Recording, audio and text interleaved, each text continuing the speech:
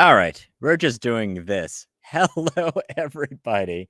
I didn't want to keep you guys waiting that much further, especially since I've been basically ready to go. So let me know who is in here. We have an awesome live stream. I saw there's already a lively conversation going on. So two things: let us know how the audio levels are, and the one thing I'm looking for is whether the audio and video are actually synced up. So sometimes when I'm streaming through this, it's a little bit there. Is Chris from Anarchy Outdoors going to be with us? I don't think there's going to be a Chris from Anarchy Outdoors. Michael, thank you very much. Ryan, Corey, Buzz, thank you, Patch Buyers. Who did I miss? Oh, there's some very early people who popped on. Michael, we got Ground Fog. Hopefully you're joined us by this time. All right, so we have a really fun and exciting live stream today. I wanted to make it educational. I know you guys love it when we have guests on, so I did line up a guest today. His name is definitely not like Chris. If I can turn back time, doo. Wow, we're all like old fuds in here.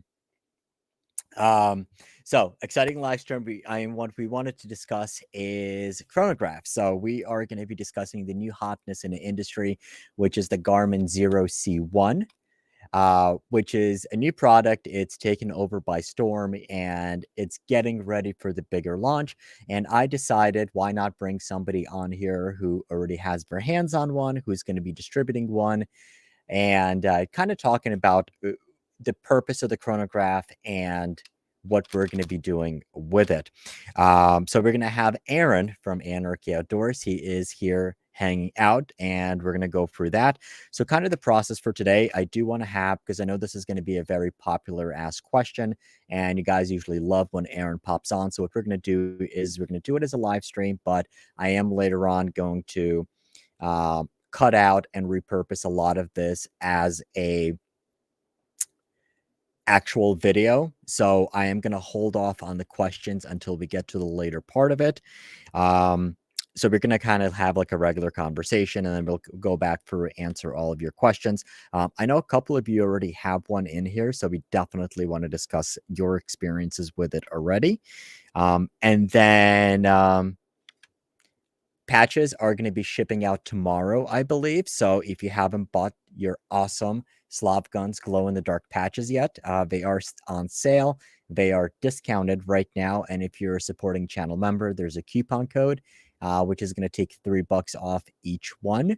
And you can get those at luxgon.com, which is my website, where we're going to have some items that we definitely like and approve of. We're going to have them on the website. You can buy the patches there or stickers, and a couple of shooting tripods are going to be on there as well.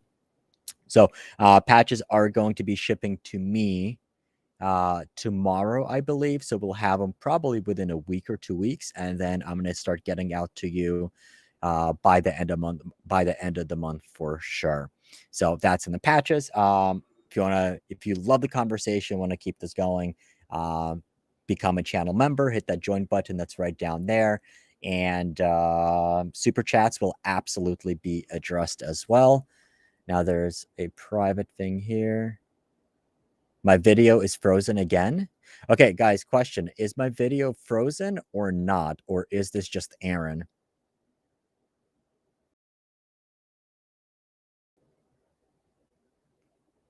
Okay, so I saw a bunch of people just popped off. Okay, it's not frozen. Video is not frozen, Aaron, so I think this might really be you. Okay. So I don't think it was frozen my end for a second while Opera was updating, but we'll kind of go through. Might be your Utah internet. I do pay for the good stuff here now. All right, so let's get this party. It's not on YouTube, but on the screen. Okay. So I think it could possibly. Okay. It might actually be Aaron, and Aaron just decided to pop off and pop back on. There we go. He's back on there. All right, awesome. So I'm gonna bring him on, and he's bombasting me with comments. So we have, like, on my laptop, I'm looking at the regular stream from all the places we're streaming, and Ron Hubbard, Scientology. Oh God, no! I just started this. Aaron, we're not talking Scientology on this stream. We are absolutely not discussing that. That's going to be, I think we're going to do that for a New Year's special. We're going to have a god off. Well, again, Scientologists don't have a god. We'll have to do something special with that one. All right. So let me remove this banner. I'm going to bring Aaron on, and we're going to get right into it. Ta-da. All right. Hello, young man. How you doing? Thanks for inviting me on tonight. Well, thank you for coming on. I'm actually glad. I was going to discuss this topic, or it was either that or 22 ARC. And then you're like, hey, let's discuss the Garmin. I'm like, that's awesome. Especially since a couple of the people who are already discussing it as well. So this will be very, very good. All right. So I'm going to go for the question. So, oh God, no. Oh God, no. What? Okay, Corey, you're going to have to fill me in on this. If you do that, you need to live stream the Scientology episode of South Park. Nice. We'll definitely do that. All right. So, woosah. So you guys get this live stream, and then we're going to go prepared for the video. All right.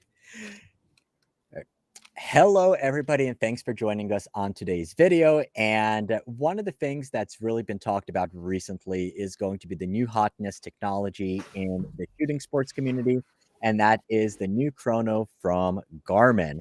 So we're getting closer towards the end of the year, which means holiday shopping season. So everyone needs to know what to put on that list. And I have a feeling that Garmin is going to be on a bunch of people's list. But because I have no clue about the Garmin, I decided to bring somebody who actually does, and that's Mr. Aaron from Anarchy Outdoors. Thank you for joining us, sir. Well, again, thank you for having me. So awesome. So here's a question for you, Aaron. I know you're out west. You're a firearms. Well, you're not a firearms retailer, but you're an accessories retailer.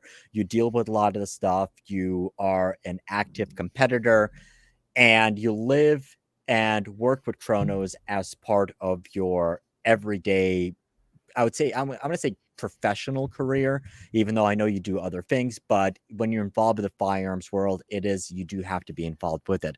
So here's a question for somebody who might not already be familiar. What is a chrono? What does it do? And why does somebody actually need one? Is this something that's going to be for everybody, or is this going to be something that only competitors or hunters or ballisticians are going to need? So that's a great question.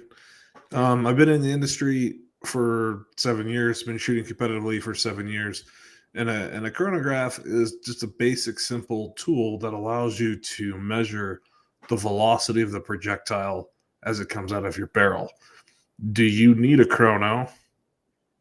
I mean, no, you technically don't. It does make it much easier to calculate your dope, knowing your muzzle velocity, and different things like that. Okay. So a chronograph is, sorry, Bertrand. So a chronograph, it's a measuring device. It measures the bullet velocity. I guess depending on the different designs or the products, that some are going to measure it at the muzzle. Some of them are going to measure it a little bit further down range. So it gets you the bullet velocity, but as a gun owner, or I guess what types of gun owners can actually benefit from that? And what, I guess, in the words of one of the famous politicians, what difference does it make? So one of the great things about a chronograph, knowing your muzzle velocities helps in a lot of different areas, right? not only is it for like a rifle owner, you can use a chronograph to understand your bow and arrow. So your archery guys can use a chronograph. Your handgun guys can use a chronograph. There's a lot of, I mean, there's a lot of different aspects to it. When you're calculating the flight path and the speed and your terminal stuff with, as you get into ballistics and you get into aero flights and different things, you need to know the velocity.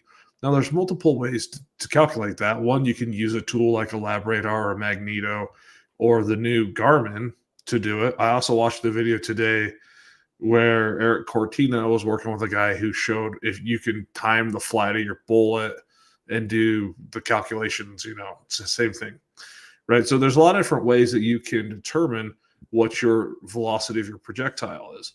These tools just make it a lot simpler. They take the math out of it and they give you solid data that you can then input into your ballistic calculator to calculate the dope of your engagement, right? So Okay. I use it all the time. I typically do, like for a competition, I will take speeds the morning of during the zeroing time of a competition, or every, couple of weeks on the range when I'm shooting off of a bench, I'll take the chrono out and I'll just verify velocities at different temperatures and different things. So you can build kind of a ballistic profile on your rifle or your bow or whatever you're using, so that as you get into the field, you can make very educated decisions as you plug the variables into your calculator, right? So Okay. that So here's the question.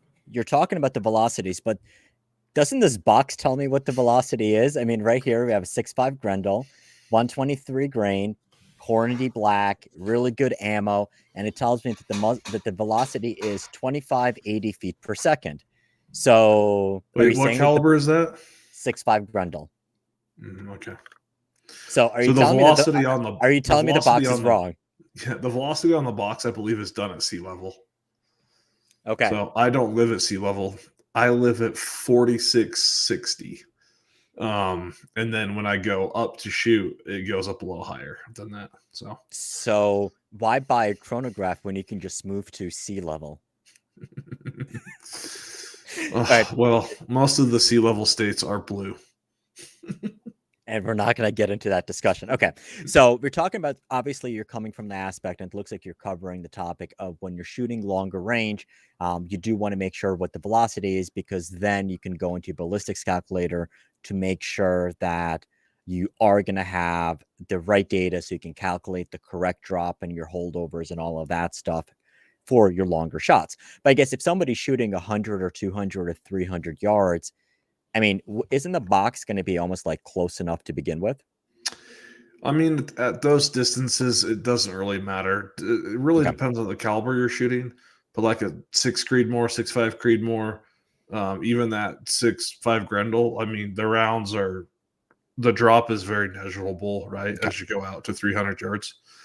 So it's not a really big deal. But yesterday, I shot 200 rounds of rimfire across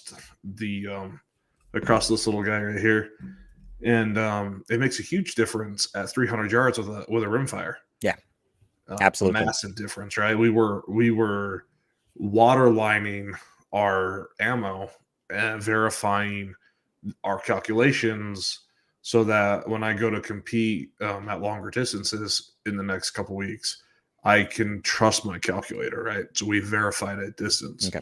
And that's what we were doing yesterday. And we happened to take the Garmin out and play with it while we were doing that. So, yeah. And you're basically, and everything we've discussed so far is primarily, I mean, you can use it even just to verify, even if you're buying ammunition. But I guess the other aspect of this is if you load your own ammunition, I would say that being able to measure the bullet velocities is almost essential.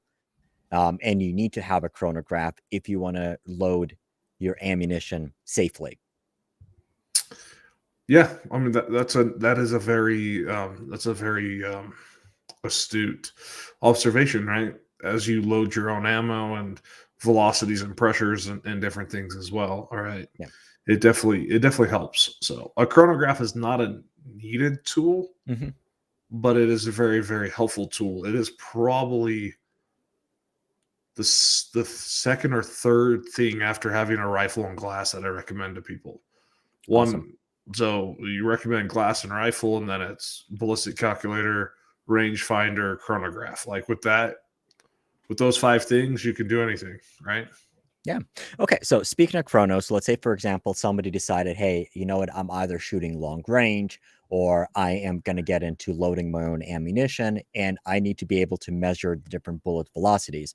So when somebody goes online, or let's say, for example, they go to Anarchy Outdoors, they're going to go on Brownells or any of the websites and they just put in the search chronograph, they're going to have a plethora of options ranging everywhere from like $80 up to $700. If you're looking at, let's say, for example, this guy was like the biggest hotness in the shooting community for such a long time. Because I mean, it almost kind of changed a lot of stuff. So, can we talk about the types of chronographs that are available out there, even if we can properly even call this a chronograph? Because technically it's a Doppler radar. Um, and so I guess, but for example, if you're talking about like bullet measuring type devices, walk us through the different types of devices that are going to be available, and then we can discuss the Garmin, and then we'll talk about why that is like the oh my god, everybody needs to have it. So you have your I don't even know what you call them because I've never used one, nor would I probably ever recommend one. But you have the basic stand chronograph, right? It has like the two arches and you shoot across the middle of it and Mhm. it takes your speed. They're very finicky to sunlight and cloud cover and getting it like the appropriate distance from the shooter. Those are your very most inexpensive chronographs, right? Okay. And And I then guess what it, you and so, and I guess you know what though, that's actually a true chronograph. I think right, out of all it's of them, it's the only one that can actually be called a chronograph.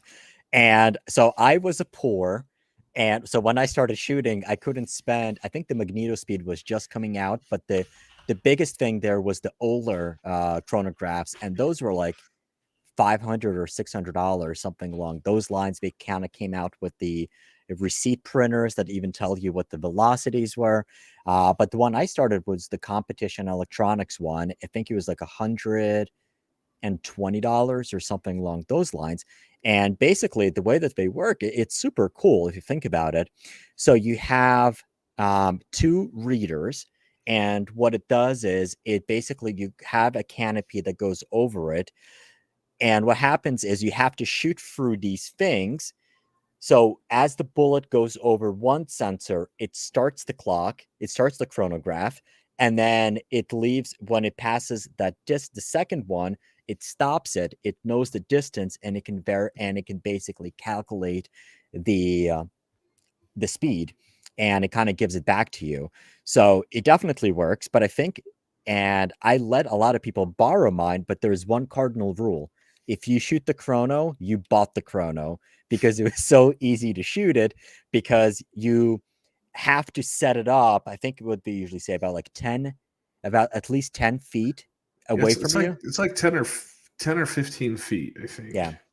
So you basically got to shoot through this thing, and like I put one or two rounds into the side of the chronograph, and I have also shot a couple of support beams, but they basically still work, and they're cheap, but they were, I would say, a pain in the butt to set up, because especially if you shoot at a public range that has a common firing line, and you got to wait for like the safe or the safe or fire.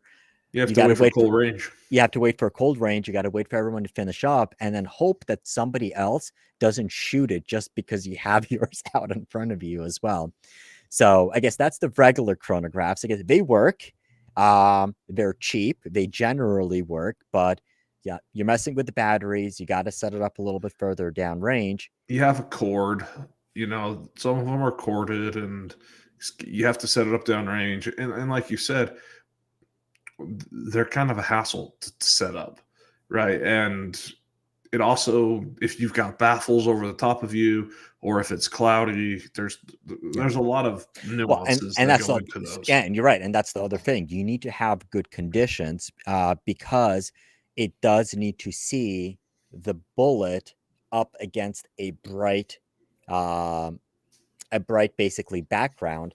And what would actually happen is, let's say, for example, you're shooting an indoor range, people would actually build boxes for these. So at USPSA, when we did the chronograph stage, it would be a box that the chrono gets placed inside, where you have additional lights over the top to make sure that the chrono has enough light coming in and there's no bird flying by and accidentally tripping the chronograph to begin with.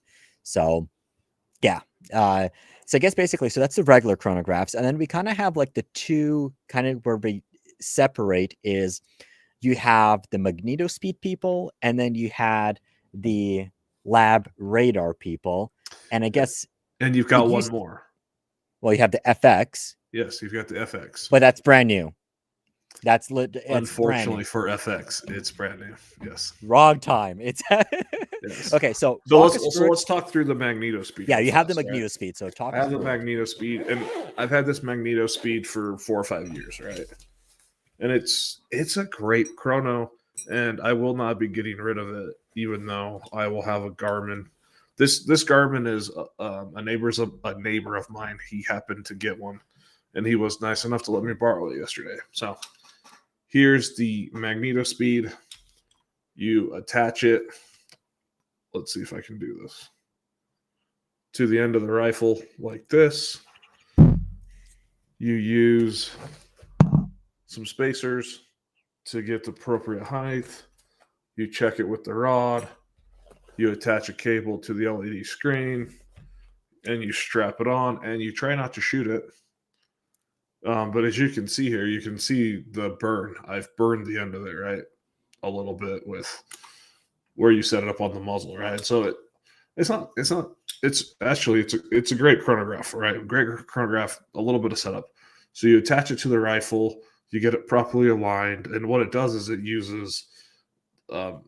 detects the bullet as it goes across the top of this bayonet, right? And it picks up the speeds. So it's a great product. Magneto Speed makes a wonderful product. Okay. And Magneto Speed is now owned, I guess, by Kestrel, so it's a Kestrel device now as well. Yeah. It's owned by Kestrel now. Okay, it's a great product, right? It has a bunch of setup that's required. Also, when you're attaching anything to the end of your gun, you introduce a harmonics change, so your point of impact will change. So typically, what made the LabRadar so popular is because it's not attached to your gun, so you can load development and not have POI shift while collecting velocities, right? So that's one of the drawbacks to the Magneto is it attaches to your rifle and you get POI shift. Now, there are companies out there, there's at least 3 that make bayonets, Arca Swiss adapters that remove it from your barrel, right? So now you're picking up speeds without POI shift. So you can accomplish the same thing that you're accomplishing with the LabRadar with the Magneto speed. Like I said, I've had it for years, had it for 5 or 6 years. Great unit. There's nothing wrong with the Magneto speed. It is a fantastic unit. I will say you're wrong though. So here we go. Try to attach. I have a pellet gun, or I have a handgun, or I have a bow and arrow, and I want to measure the distance. Now, where can I stick that Magneto speed? So you can put it on a handgun. If it has a rail. If it has a rail, you can attach it to it. I believe there's an adapter for it, but yeah, it's like I said, it requires some setup, right? I think they have a bow attachment. I can't remember. I'll have to get on their website and look. Okay. It just requires a lot of work. It's physically attached to whatever you're shooting, and it's just a drawback of it, right? Yeah, but it works fantastic. Yes. You can go on other people's YouTube channels and you can watch them compare the LabRadar, the Garmin, and the Magneto, and they're all picking up the speeds within 1 or 2 feet per second of each other, right? Yeah. So great. it's a great product, right? Well, I guess the So, other advantage with the Magneto speed, and one of the issues that you often have with the problems with the competing solutions, is that you don't know, like your Magneto speed is going to be set off by your gun. It's not going to be set off by a neighbor shooting next to you. You don't have to worry about any of those issues. And I mean, if you go to look a lot of the matches that I've seen, like for example, like bench press type matches or like ELR matches, guys will just have the Magneto speed on attached to the gun the entire time, and it just basically works. I guess the problem is, the biggest downside to it is it's primarily going to be a solution for rifle cartridges as opposed to handgun cartridges, or like example, like handguns, anything else like that.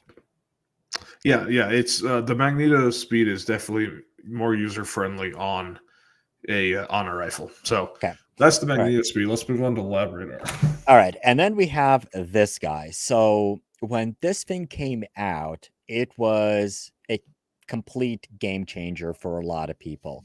So what this is, it's the LabRadar. So it's the company that so my LabRadar is the company that licenses technology from like a big, I believe, Canadian conglomerate that does big Doppler radars.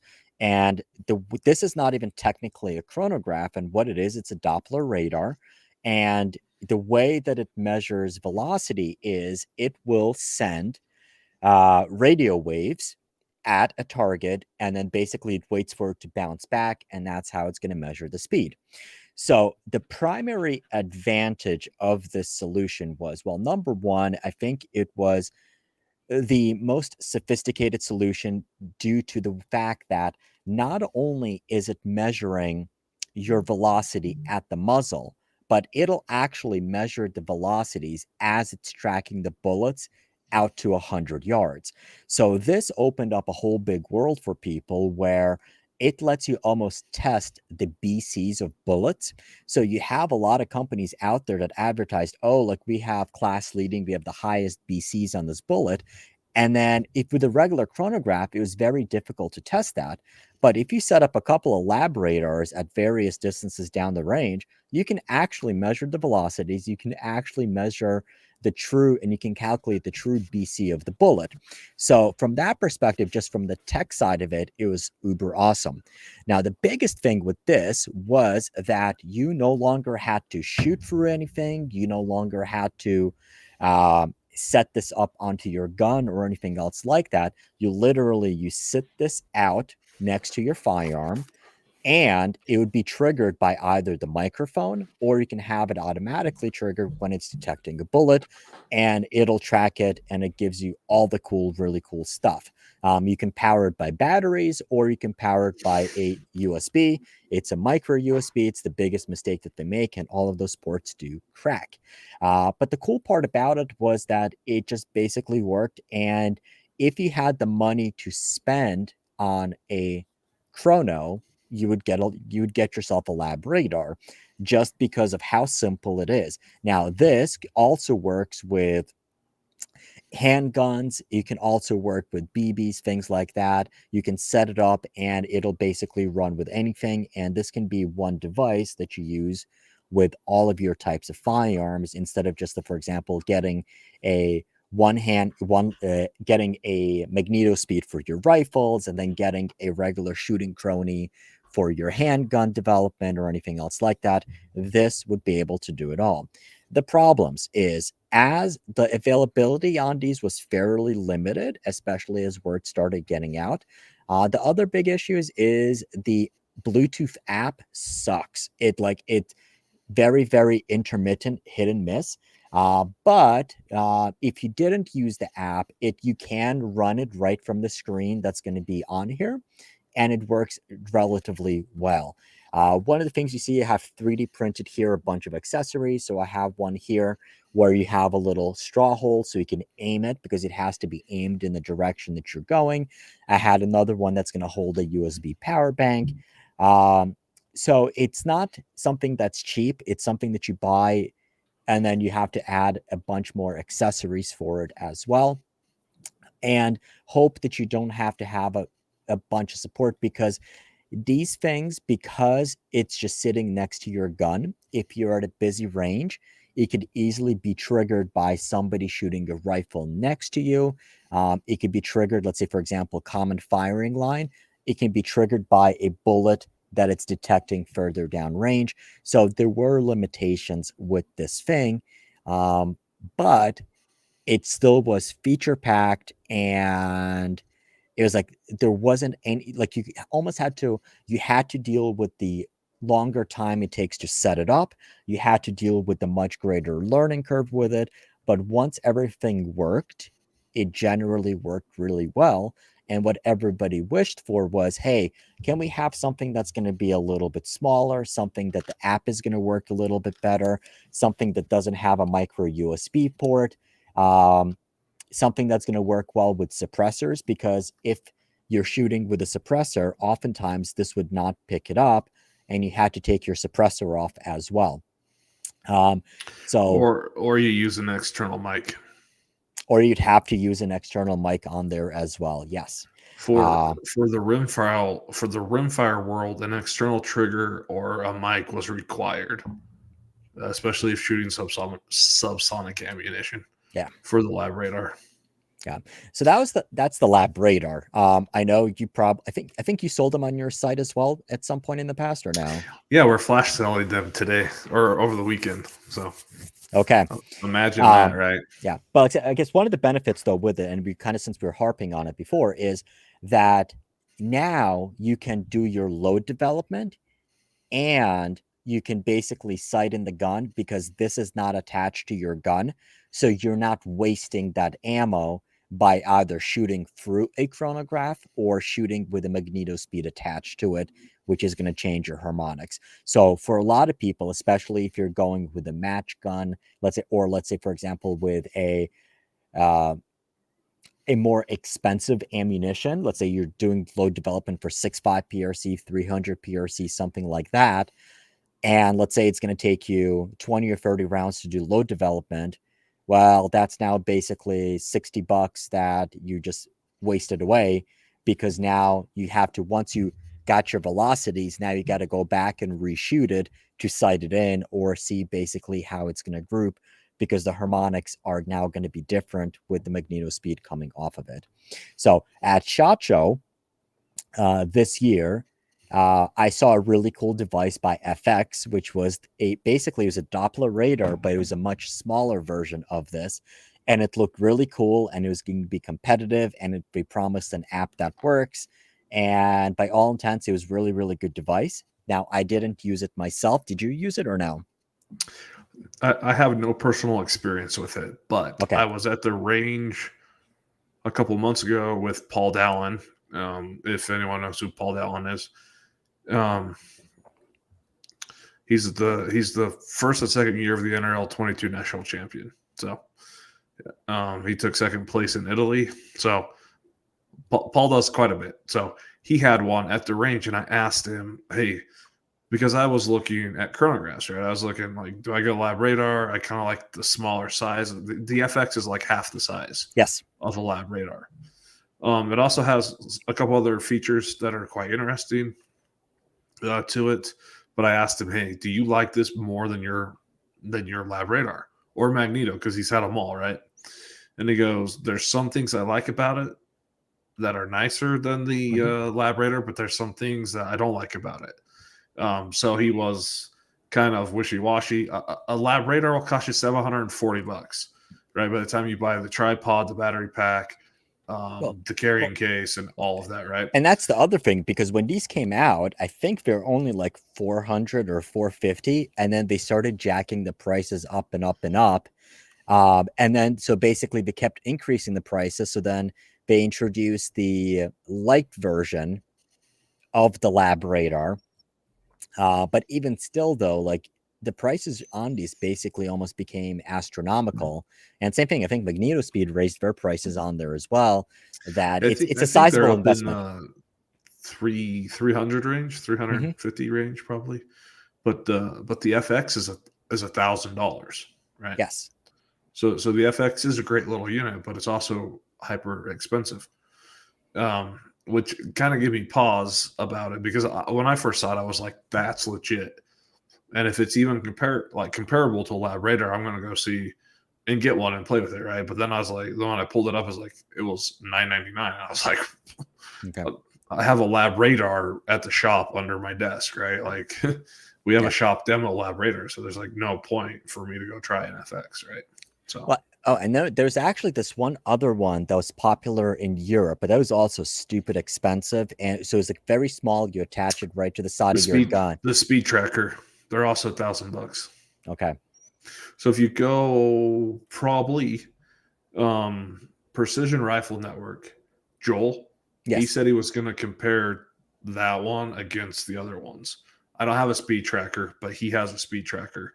So a video will be coming shortly where he does LabRadar and speed tracker or shot tracker. I think it might be called shot tracker. Shot tracker. It was the shot tracker. Yeah, shot tracker. And the Garmin. So Okay. he's going to compare all of them All right. in a coming video. All right. And he bought everything, I'm pretty sure, with his own money. Okay. I know he bought the Garmin with his own money, so he should have a pretty unbiased opinion in his video. You brought up the Garmin. Why don't you bust it out and walk us through this? Because this thing seems like it's unbelievable in terms of what it offers. Okay, so let's talk Garmin real fast, okay? Everyone know what a GoPro looks like? Here's a GoPro 10. I mean, look at that. Look at the size of that. And here, so like I said, this is my buddy's. He gave it to me in a GoPro 10 case from Amazon. So it literally fits perfectly in a GoPro case, okay? So let's talk. Yesterday I was out with one of my friends who's had a LabRadar for a lot of years, and we were talking advantages and disadvantages. And right before this, I texted him, and I was like, hey, give me some of the advantages and disadvantages. And what he said is the size, right? You can hold your LabRadar up, right? It's massive. It's like this big, right? It gets blown over in the wind. It does all sorts of things, right? So traveling, like if you're traveling like on an airplane, taking your LabRadar is quite an inconvenience, right? It's big. Or even if you're traveling in the truck, right? It's just big. Okay. And so I know there's all sorts of selling points, right? Since you brought it up, so what we have is the LabRadar, and here's a GoPro case. So you guys can basically see the size difference between the two. Okay, go ahead, Aaron. Yeah, so some of the other advantages that Garmin has over the LabRadar and the Magneto is there's no external microphone requirement for rimfire like the LabRadar. I shot yesterday over 100 rounds, and we clipped a microphone to the end of my gun, right? So it would pick it up, and it picks it up perfectly fine. So nothing wrong with the LabRadar. They work great. What we're talking is, why would you get a Garmin? And some of the reasons are, I mean, it's small, it's tiny, it's portable, it has an internal battery. The LabRadar does not. You have to put a battery bank into it. You need some different accessories to help you aim it, to pick up shots and different things like that, right? So I've wanted one of these since they came out, and like I said, my neighbor picked one up and had it, and he's been playing with it for 2 weeks, and he's been super impressed. He sold his LabRadar after his first range trip. This is not the tripod it comes with. It comes with a tripod. This is a Shure. He likes the fact that he can adjust the head, right? Because you don't always shoot on a flat surface. So, but one of the great things about this, I don't know if I want to turn it on and point it at myself since it's a radar, but let's see here. So while you're doing that, so basically it is a Doppler radar, just the same as a LabRadar and a FX. Yes, and Garmin has a huge footprint in this industry, right? It's not like they're an unknown company. Garmin does all sorts of GPS and radar stuff for all of their outdoor stuff, right? So this is quite simple to use. I mean, literally, you pull it out of the box, throw it on a tripod, and you can set it next to your gun. And it tells you on the screen, and we'll flip through here, exactly where to place it. But you literally, as long as you point it mostly in the general direction of your gun, it will pick up all of the rounds. So like I said, yesterday we put 198 rounds across this with 4 different ammo types out of 3 different rifles, and they were all within 1 foot per second of this in the LabRadar. So Okay. ESs and extreme spreads and everything were very, very similar. Um, and one of the great things is I charged this fully before I took it out to the range because I kind of wanted to see battery life and a few things. We ran it from 9:30 to 1:30, and you guys can see here it's still got a pretty full battery. Wow. And we ran it continuous. We didn't. I mean, we swapped a few sessions here or there, but I mean, in the Garmin, I have 60 round strings. Right? We didn't turn it off. We just kept firing. We were doing a dope confirmation, right? So 50, 100, 200, 300, 400. So we were shooting big strings with the same rifles out. So we got lots of good data, and I'll show you some of that. But this thing is really, really, really, really simple to use. It's got 4 buttons on top, a charging port on the side. It will talk to your phone, Bluetooth, so you can pull all your data over, and you can actually export it into like a PDF and print it out. So it's got some cool stuff. So over here,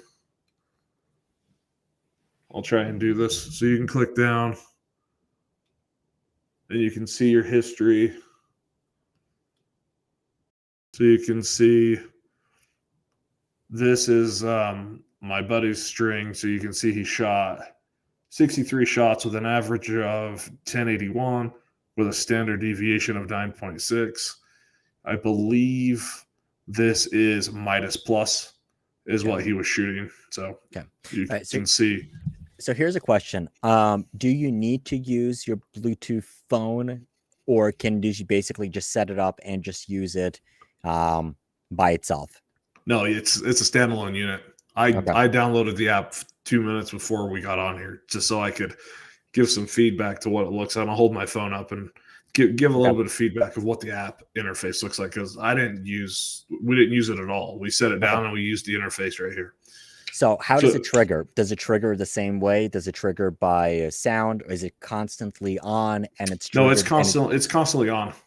So that's some of the feedback, and I haven't seen this personally, but my friend was telling me that he's seen it triggered by like cotton in the air, like from a cottonwood tree. But if you go watch Joel's video, Precision Rifle Network, he shot one of those gel water guns over it, and it picked up the majority of the shots. He shot a BB gun, he shot a shotgun, it was picking up the wad. He shot a handgun, and he shot a bow too. Like he shot everything over it, and it picked up everything from I think in the manual it says 100 feet per second to 5,000 feet per second. And yesterday when I was at the range, my brother-in-law was like, "What do you need 5,000 feet per second for?" And my other buddy, who's an engineer on the F-22 program, goes, "Well, you'd be surprised what you need 5,000 feet per second for." So they're actually, and I'm thinking about it, I think there's a couple of semi-spec cartridges which were in the 4,000s, if I'm not mistaken.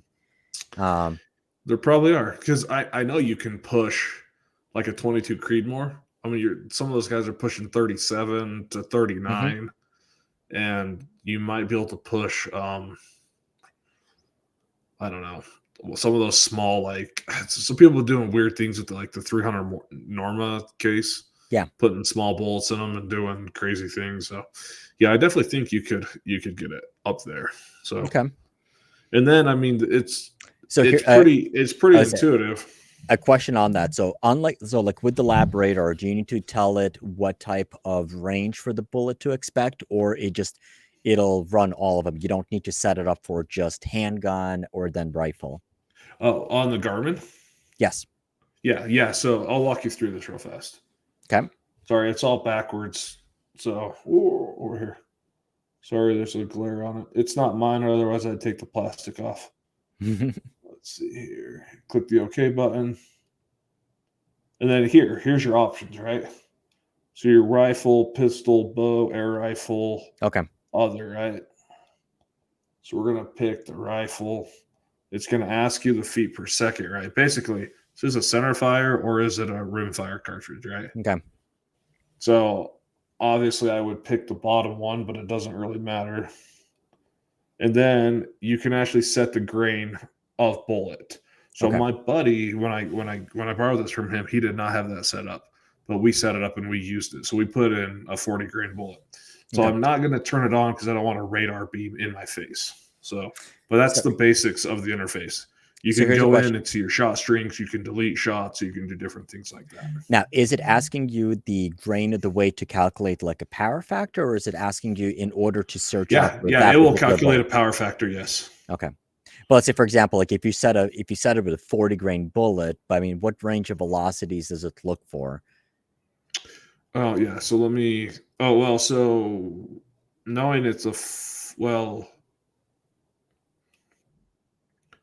I mean, you pretty much know what you're going to shoot, right? Subsonic versus Correct. non-subsonic, right? So you kind of have a range. So it's looking for 1,500 feet, 1,700 feet per second to 5,000 and 600 feet per second to 1,700 feet per second Okay. So that's basically what it's asking. under the rifle category. I haven't Oh, looked at any of the other categories, okay. but we've got it in hand. We can do that right now. That's awesome. Click OK. So pistol is again 600 to 17, so they're using the same. Let's see what it says on bow. Enter the weight of your projectile to get accurate kinetic energy values. Okay. I don't know anything about bows and arrows, so we'll just click. It says to put it 5 inches to 15 inches above where you're shooting, right? So it gives you a little diagram and tells you Awesome. kind of where to place it, right? So it's I guess part of like one of the main advantages to buying this device, besides the fact that it's smaller and all that stuff, it's just the fact that it comes from a competent company. So it comes from Garmin, so I'm sure they invested in the software side, and it's just going to be supported properly, and we're not going to have to wait 2 years for a software update to fix a bug. So I linked this with the app earlier, and it already has a software update. Wow. Which it's not mine, so I didn't do the software update. So I'll let him do his own software updates. Okay. Right. So But the question. So here's the question. So we brought up. So the LabRadar went up in price to about 700. We have the better, more feature-packed FX airguns one, which is 1,000. The shot timer was, I think, also 1,000 as well. How much is that going to cost us? so you can see the shot list on there. Okay. These retail for $599. Wow. And they're ready to go out of the box. They come with their own tripod. It's what's the typical camera thread? Like half inch? Quarter 20. Quarter 20. 20. Yeah, it's ready to go. You can put it on Arca plate, and there's a lot of companies already making mounts for it, so you can hook it this way. You can hook it right to the Arca rail, or you can mount it up on top where my red dot is. Joel from Precision Rifle Network, he mounted it upside down on his spigot. So it works upside down just fine. Interesting.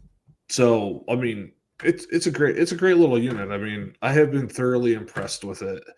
And like I said, we played with it for 4 hours yesterday. Different ammo, well, same 22 long rifle, but that's what we were worried about.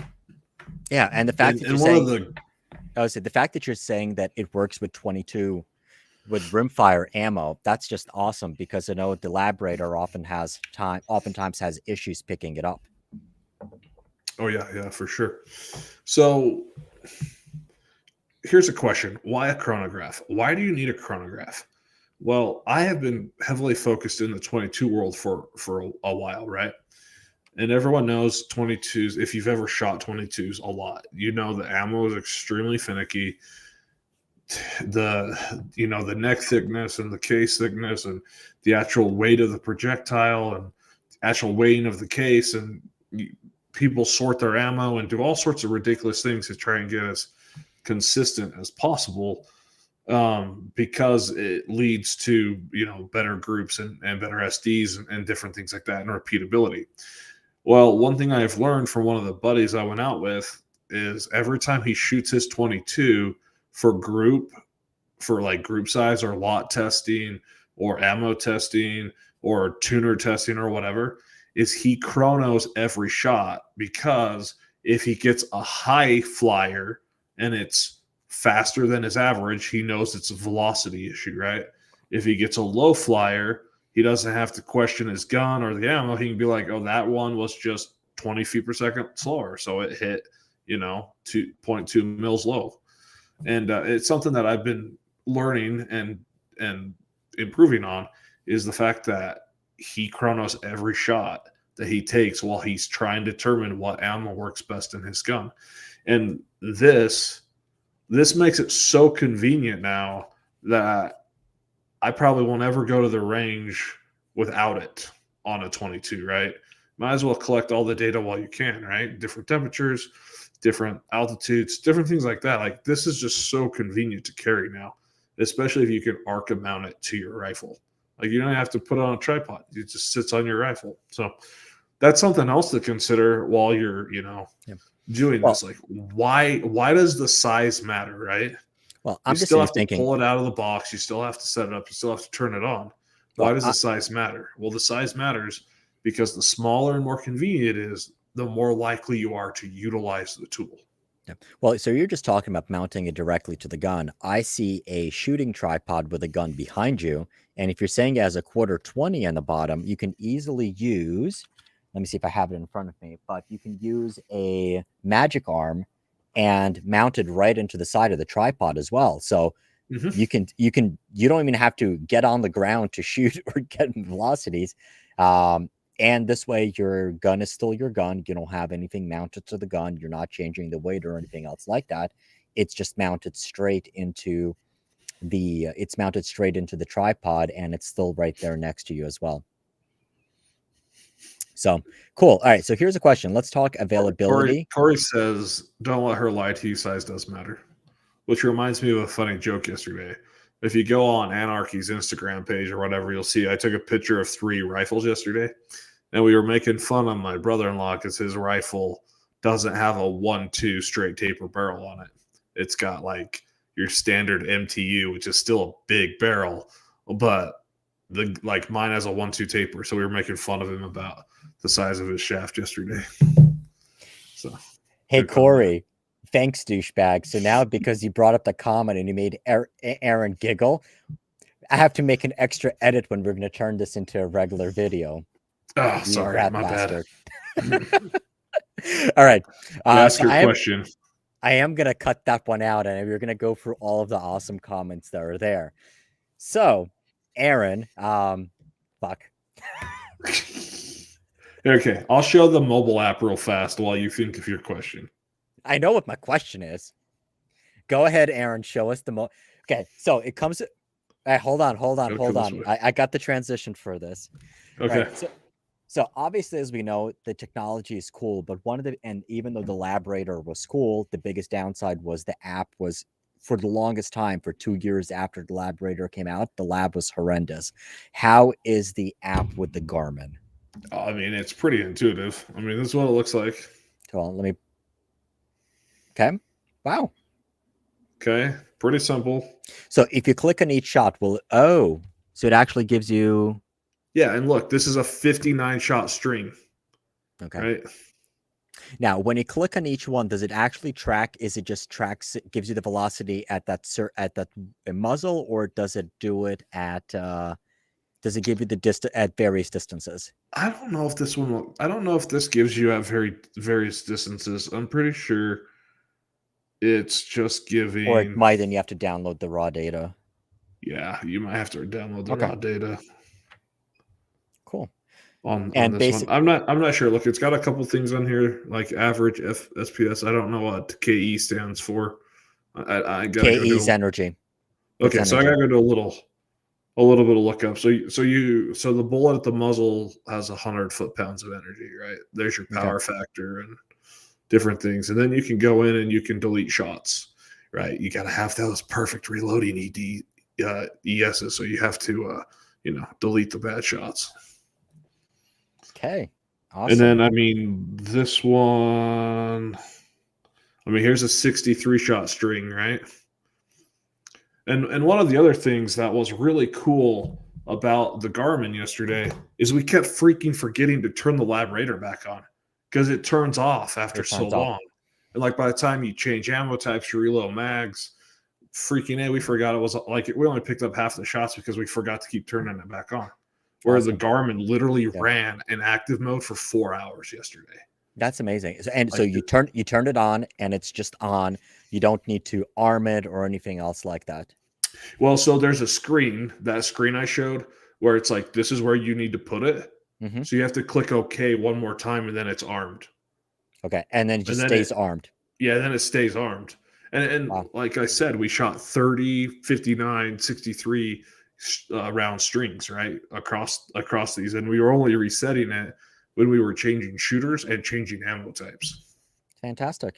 All right. So talk to us about availability. So you told me one date, and it looks like some of the dealers were showing the same date.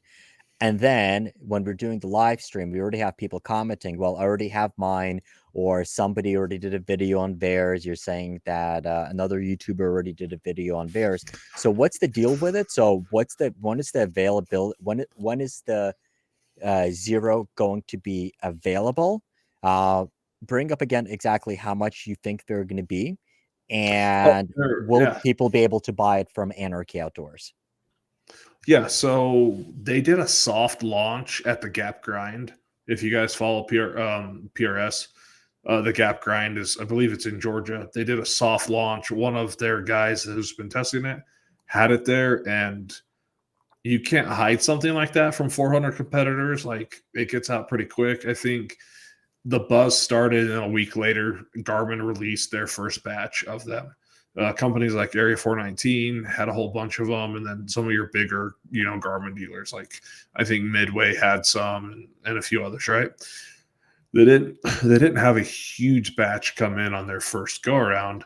And after that first batch got out there, and there's been some YouTube videos and different things, it was a bombshell in the market. Like, I feel bad for Magneto Speed and LabRadar because it just blew their business up completely.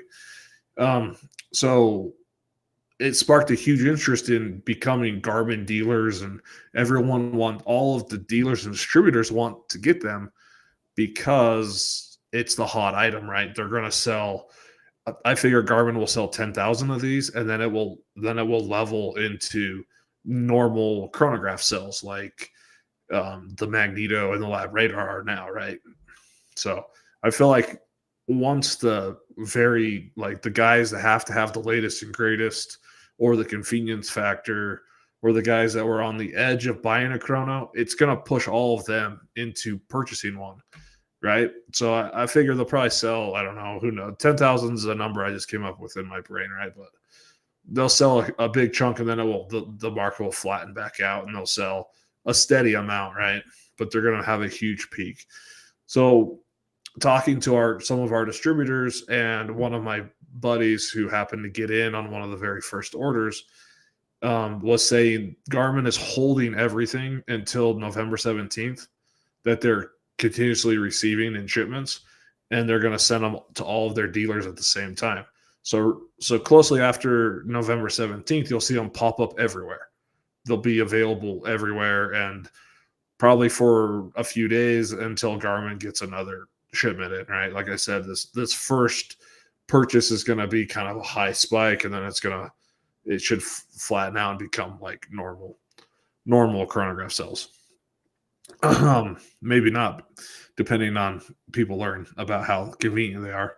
But yeah, so Anarchy Outdoors, we are anticipating receiving a handful of them. I think around 10 of them shortly after the 17th. They're already up on the website. You can go click notify me so that when they're in stock, they're ready to go. So, and I think we're just gonna do first come first get.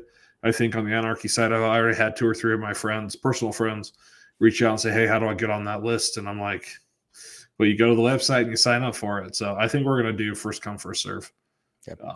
Any considerations for trying to do pre-orders? Because I think you're underestimating the demand possibly for it, and I'll explain a little bit why. So I guess that's number one.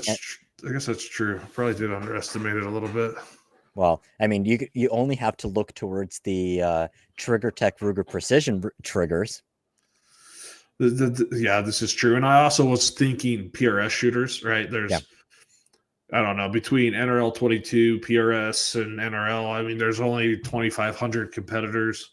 But then I totally forgot about the handgun guys and the archery guys and Yep. the BB Everybody gun who's doing guys load. and the So shotgun guys, right? So it here's could here's be a lot more than yeah. that. Here's why I'm even basically thinking that it's going to be a big deal.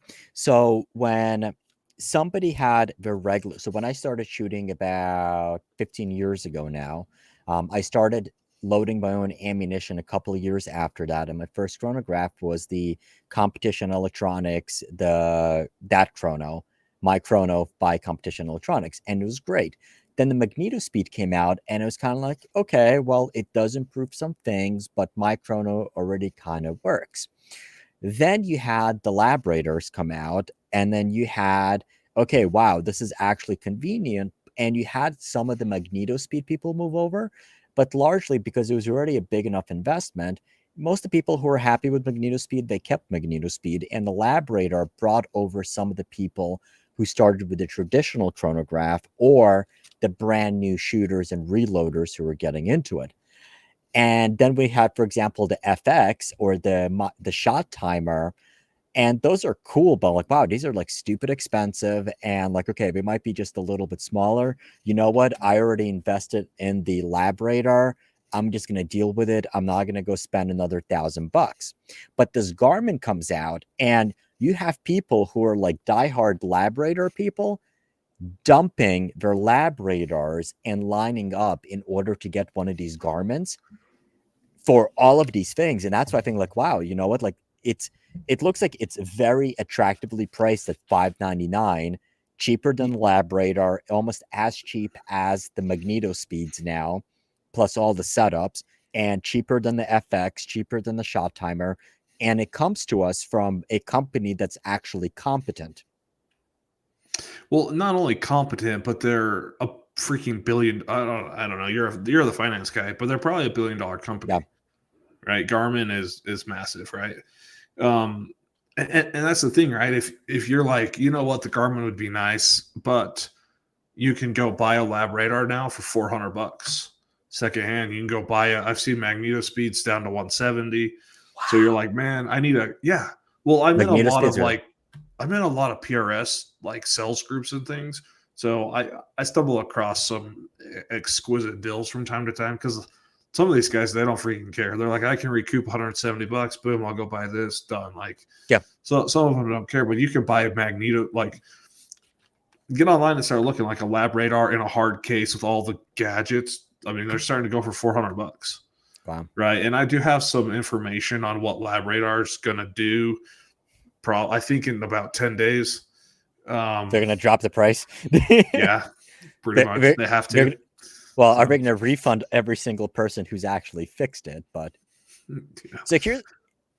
So here's my personal take. I hope LabRadar. Well, listen, I have no problem with LabRadar, the company. I have a problem with their My LabRadar distributor in the United States, who also happens to be distributor for the South African trigger cam that goes on it.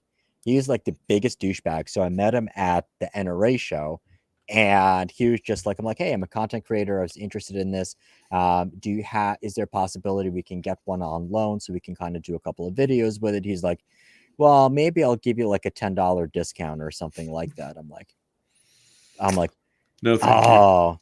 And he was like, well, like maybe if you become a dealer, we might give you a little bit more of a price break or something like that. But like, nope, because we didn't need to. So now the fact that there's all this competition, that's literally, it's like, if you're somebody who's getting into this and you're looking at a solution, I don't see any reason whatsoever to spend your money on the LabRadar or the Magneto speed when you can get the Garmin for less money. Neither do I. I mean, this is. That's I why didn't think I would be that impressed. Yeah. I honestly was a little bit skeptical, right? A little bit skeptical. I wasn't gonna. Yeah, I was. It blew me away. Like, awesome. and I've never used a LabRadar a ton. But the fact that like my buddy was like, hold on, stop shooting, like trying to turn it back Yeah. on, and you have we have a LabRadar, right? It sits under my COO's desk. He uses it for all of the stuff that he does. I've used it a couple times. I've just had a Magneto speed for years, and I'm okay strapping it on to the gun and doing the thing. Yeah, there you go. So I'm okay with that. So I've been running that, and it's been working great. But now I have a Garmin on order. So I saw James said his dealer's already gotten his second shipment. We were not, Anarchy Outdoors was not Garmin dealers, right? We're not Garmin dealers. We are in the process of working on that. We are able to get some through distribution. And I spent last week in Europe, right? And my chief operations officer spent the last 3 weeks hunting. So this caught us kind of on a blind side. And by the time we realized that we're not going to sell, like we'll always stock one Magneto Speed and one LabRadar, right? Because there's some guys that are just going to buy them, or some guys don't understand why they would buy a Garmin. Yeah. Right. There's a lot of people who, like, I texted one of my buddies who's in the shooting industry. He hadn't even heard of the Garmin until I sent him a link today. Yeah. So there's still a lot of word of mouth to get out and a lot of different things to get out there. And so marketing and also other things like that. But I mean, I don't sell a ton of chronographs. So after this huge spike, and maybe it's 100,000 units, maybe it's 200,000 units of the spike, I'll keep 2 or 3 Garmins on the shelf, one LabRadar and one Magneto Speed, and I'll order them as they come in and out, right? Yeah. So that's why we're behind. James, is we just have never had a need to be a Garmin dealer, but the fact that they changed the chronograph industry, now we have to be. So we jumped into the game. We're working through the dealer application. Luckily, Garmin, you can buy Garmin through most of the big distributor outfits. So we called our sales rep, and they're like, yes, we've got them on order. We'll put you down for this many, different things like that. So no, dude, James, it's not disrespect. I'm just, for those that watch, I hope they watch for more than our gun stuff, right? Slav and I, we're business guys, right? So anything that we can do to help people not only grow in the firearms community, but understand small business and financials and different things. It's a passion of ours, small business and finances. And we'll get into the whole God comments on a different podcast or whatever, but it'll be way fun. Like we love to talk about life as well as, the shooting sports and different things. So no disrespect. I didn't take any of that. It's all good. But yeah, it caught us with our pants down, and it caught the whole industry down. And the meme war has been hilarious. I hope you go find some memes and I have to find these. I didn't know that. Meme montage. Like there's been like there's like that little Jumbo Jet cartoon where he's like flying out of a city and like it's got LabRadar and Magneto Speed like blowing up behind him. Like there's been some incredible memes. Like one of them was Shane Douglas posted, "Mark safe from selling my LabRadar today." things like that. So it's been fun. It's been fun to watch the industry just get shaken up, right? It's probably very similar to what happened like when the Ruger precision rifle dropped, right? Ruger drops a $899 rifle, and it just ruined the whole precision rifle. I mean, it didn't ruin it. Sorry, it made precision long range shooting affordable to the everyday person, and that's what the Garmin's done to the chrono market. It just blew it up. So it's been really fun. So there is one. I'm going to share this one right now. Actually, no, we're going to wrap up this video and then we're going to hang out. Okay. Okay. Yeah, let's stay on track and then we can sidetrack into other topics. All right. So Aaron, but yeah. So sum it up for us. If somebody who's looking for a chronograph, kind of like the big bullet points, how would somebody know that the Garmin is the right product for them? And do you see any reason for somebody to look at any of the other competing offerings that are here now that the Garmin is available? Well, it's going to be available very soon. Okay. So number one, buy a scope, buy a rifle, buy a rangefinder, buy a chronograph, get a ballistic calculator, be an app or be a Kestrel, right? Those are You want to get into the game of long range shooting? Those are the 5 things you need, right? Optic, a good gun, a rangefinder, so you know your distance, chrono, so you know your speeds, so you can put speed and distance into your calculator, and boom, there you go. So that's what you need. Everything else is icing on the cake for long range shooting, right? And then reasons. So there's a couple reasons here, right? The Magneto speed, if you're just using rifles, the Magneto speed is still a great option, and it's going to be half the price of the Garmin. There's a few drawbacks to it, but if you can only afford the Magneto, there's nothing wrong with that. And there's 2 versions of the Magneto. There's the $350 one, and there's the $200 one, right? So if that's all you can afford, then do that, right? Perfect. But if you're comparing the LabRadar against the Garmin, they're in the same price point. There's absolutely no reason why you wouldn't go with the Garmin. It's simple to use. Form factor is amazing. It has an internal battery. Once you arm it, it's armed. Once it goes, it goes. And we didn't get it. We were also shooting other guns on the firing line, seeing if we could pick up bullets. Didn't pick up bullets. Another thing is there's multiple of these on a firing line. They'll talk to each other and they'll change the frequencies that they're using to keep crossing over each other, right? So they'll crosstalk to each other. So that's another really great example. Again, supported by a big company and different things like that. So those are my recommendations. Kind of the pros and cons of each unit, and I would go Garmin all day. I do hope that this sparks some innovation with LabRadar, that they'll see if they can make their unit smaller, see if they can compete. Because if LabRadar can come in and compete against the Garmin in something very similar, then you'll see the price points drop a little bit. So very cool. So that is the new Garmin Xero C1. It's going to be available very shortly on Anarchy Outdoors. And if you are a supporting channel member, there is a special discount code for Anarchy Outdoors, and you'll be able to find there. So that's what you need to know on that one. As always, thank you for joining. Wow, let me try that one again. As always, thanks for watching. Keep on squatting, and we'll see you in the next video, linked up here. Unless you're on our live stream, and now we're going to go through the potty humor that we had on here. All right, so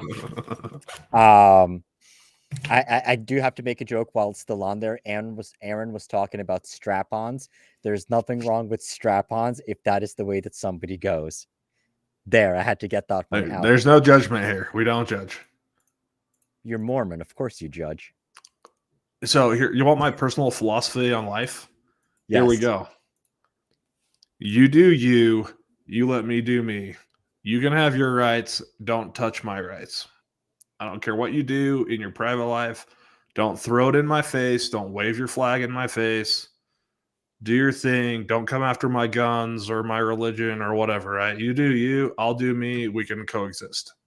There we go. No judgment here. All right. So this is one of the memes that I found. So it's somebody dropping Woody. So long range community dropping LabRadar. This is one of them that I've seen.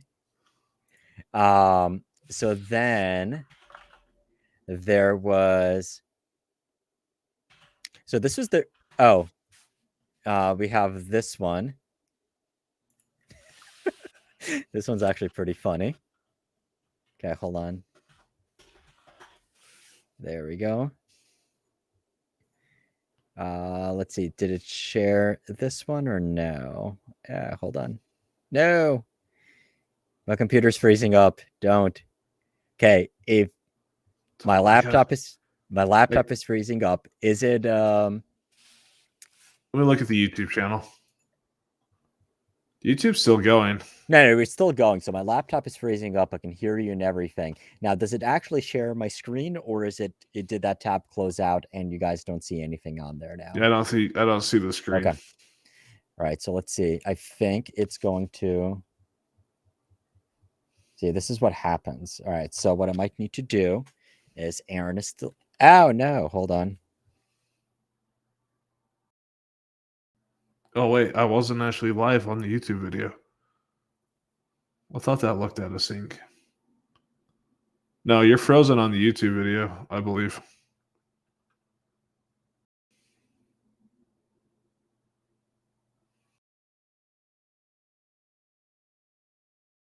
And he was making fun.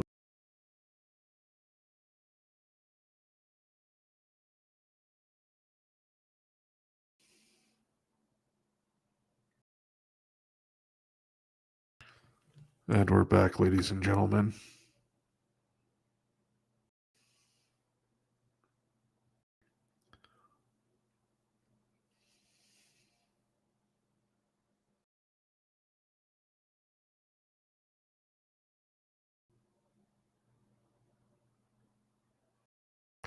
Can you guys still hear me? Just poor Maxim's out. There, I'm back. Hey, you're back in All right. 3 tabs. So what happened was, hold on, let me remove myself from here. So what happened go. was, all right, I got to reorder this. This is weird. Hold on. Okay, and now let me add Aaron. There we go. We're in the right spots. So basically what happened was, let's see, the stream should be going back. Okay, yeah, we're still back. Okay, so basically what happened before all this, Windows was updating Opera browser and froze up. And now I just had a freaking Windows update happen right in the middle of this live stream. So that is so whacked. Okay, but everyone's still here. So yeah, so if that happens, we're still here. And I'll try to keep a background on there just to make sure you guys have it. All right, so this was the other meme that I found. Oh, wow. Don't type LabRadar into Facebook. All you'll see is 12,000 sales posts. I was about to say, anybody want to buy my LabRadar? Very cheap, very cheap. All right, so Garmin Xero C1 Pro, the gun community, Magneto speed is drowning, and LabRadar is dead, is underwater. Oh, I found it. Okay. I found it. Let's see. Give me a second. Nice. I think I can share my screen with my webcam. You my can. webcam software. Give me 1 second. Well, no, so basically just right in your Melon app, like right on the bottom, you have the option to share screen. Oh, I do. You do. I do. I can do it through my webcam software too, where I can still have my face in there. Let's see here. Yes, select the tab. This one. Here you go. Share. There you go. Can you see it? Okay, and let me put it on the screen. That's one of the good ones that I've seen on Facebook. I have not seen that before. Oh, of course. It's posted by my buddy Sky. Of course, he's the one that posted it. Oh, wait. Sky from Burris? No. Sky Simpson is he's a good friend of mine. Okay. He's the biggest gear whore I've ever seen. Like, if he buys something, it's usually for sale the next week. Like, he's like the biggest rotating of gun parts I've ever seen. Someone actually commented on one of his posts. He's like, I'm looking for this. He's like, oh, perfect. So it'll be sold next week. It'll be for sale next week. So that is amazing. It's good. He's a good guy. Awesome. Good guy, though. Awesome. All right. So let's go back for some of the questions that we had. So I think you brought it up. So they are going to be shipping after November 17th or something along those lines. Yeah, you'll see them. Let's look at the calendar here. Okay. 17th, yeah, the week of the 20th and the 27th, they'll start flooding the market all over the place, I think. Okay. I definitely think you should do a pre-order. Can you still up your purchase order from your distributor or no? I don't think so. I know we're working on several avenues. I will bring it up tomorrow. Okay. With Cody and see what he wants to do. We're always a little hesitant to do pre-orders. But it's not like it's not like Trigger Tech, it's coming, right? Yeah. Yeah, can we cut that and send that straight to Mark? I can't wait. That poor guy. I'm gonna have to buy him a drink in Vegas. That poor guy. We're gonna walk into the Trigger Tech booth. He's gonna hang his head and just be like, I don't want to talk to any of you guys. Poor Okay. Mark. His last email, dude. I think he needs some antidepressants. Just reading his response, it was pretty funny. Okay. So. All right. So there's a comment on, do I still shoot at Palmerton Rod and Gun Club? I do have a membership there. I haven't been there in a while. So bow and slingshot. Okay. So the app, so BMG Hunter does have a video. I have not seen it, but apparently he does have it on his channel. App downloads data from the Garmin. Once you connect to it, the data stays on the phone, so you don't need the Garmin to see the data. Yep, that is correct. Yep. Okay. So people were mentioning high velocities, 22 to 50, 20. G-freeze again. Yeah, 220 Swift is the one I was thinking of. 220 Swift is the... That's a fast round. I don't want a radar wave to my face. What are you scared of? I don't want a radar wave to my... Well, I don't know. I was watching a video earlier, and the guy said, it's active radar. You don't want it. It's probably just radiation into your body, right? It's the same thing with like X-ray, right? You wear the lead vest at the dentist and different things like that. It's just probably radar waves are probably not good for you. So I can see it now. I'm going to Google it right now. When you go to matches, there are going to be guys who are going to be pointing and radiating each other with zeros. Oh my gosh. And here we go. I'm going to Google this. So basically, is Doppler radar, I guess it's going to depend on like the frequencies and all that stuff that it uses. I wonder if Ilya would know, since he deals with radars. All right. Drew has a nice property that's 2 miles long, so he's inviting everybody over to go have fun. Where's Drew at? Let's go. I love having fun. Indiana. I'll bring the beer, you bring the ammo. I think I'll win on that one. Ammo's way more expensive. The U.S. Navy has tested an electromagnetic railgun that fires a 7-pound projectile at over Mach 7. That's over 2,400 meters per second or 5,300 miles per hour. That gun is freaking cool. That's old. Those YouTube videos have been up for a long time, but it is a freaking cool gun. Size does matter. Yep. Okay. Now that we're back on that subject, I'll have to share my screen again so you guys can see what we're talking about. Let's see. Share my screen. Oh, great. First Scientology, and now we're talking about transitioning. Have we no shame? I don't remember the transitioning talk. Wait, we've had a transitioning talk? I don't. Yeah. Buzz, you have to bring this up. Okay. Yeah. It's, yeah. No one's handling those. That's fine. Okay. So here is, we were taking pictures and some videos of the gun. So this middle one is a 1.3 taper. So this barrel is structured and harmonically tuned for whatever they're doing. He's been shooting 50 grain copper solids that he's been reloading out of this rifle. The goal is to hit 1,000 yards consistently with a 22 out of this rifle using 50 grain cutting edge bullets. The copper lathe turned bullets, and so he loads his own rimfire ammo. Yeah, he's trying to beat the record of King of 0.28 mile, which next year he will probably crush. 0.28 miles is what? 500 yards. King of okay, yeah.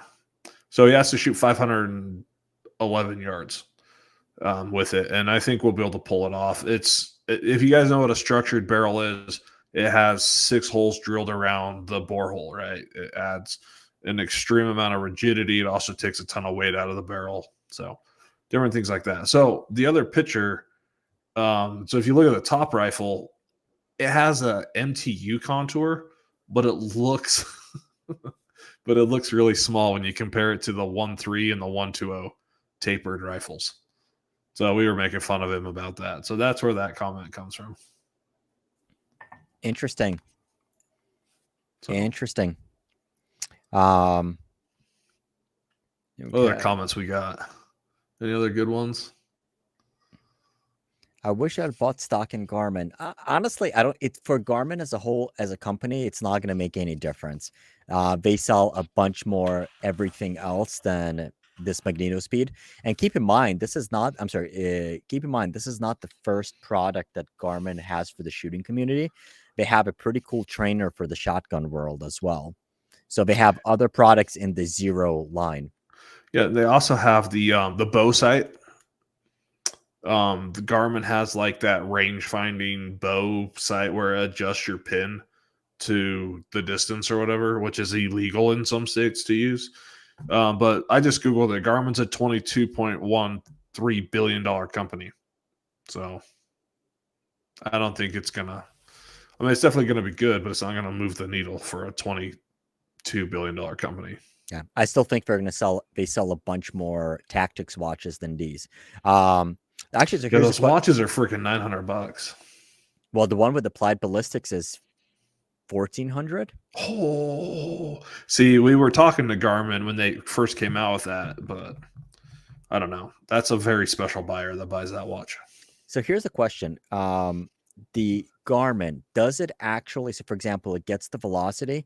Can that feed it to a Kestrel, or can that feed it to like the Garmin heads-up display or anything else like that to kind of come up with a shooting solution? I'm not sure on that, honestly. And you really wouldn't need it because typically you want an average of 10 rounds or something, right? But you're just feeding the velocity into your calculator. It wouldn't surprise me if they came up with something like that in the near future. So, Cool. But I don't know. I mean, look what Vortex just did with their weapons mounted rangefinder, right? Yeah, the fairy, whatever the heck it is. Yeah, the whatever that unit's called. Yep. One of these would be nice to rid the rifle of the accuracy solutions under extension for mounting the Magneto Speed V3 and a bipod, but I used the overbore bipod anyway. Buzz was able to sell his LabRadar setup for the price that he paid for it 2 days before they let it know what was coming out. So I guess the market for LabRadars has collapsed or significantly shrunk. But I still think the vast majority of people don't know that the Garmin is out. Yeah, I cleared my inventory out this weekend with a flash sale. So somebody actually said that Aaron had the best prices on LabRadars. And I guess that was the...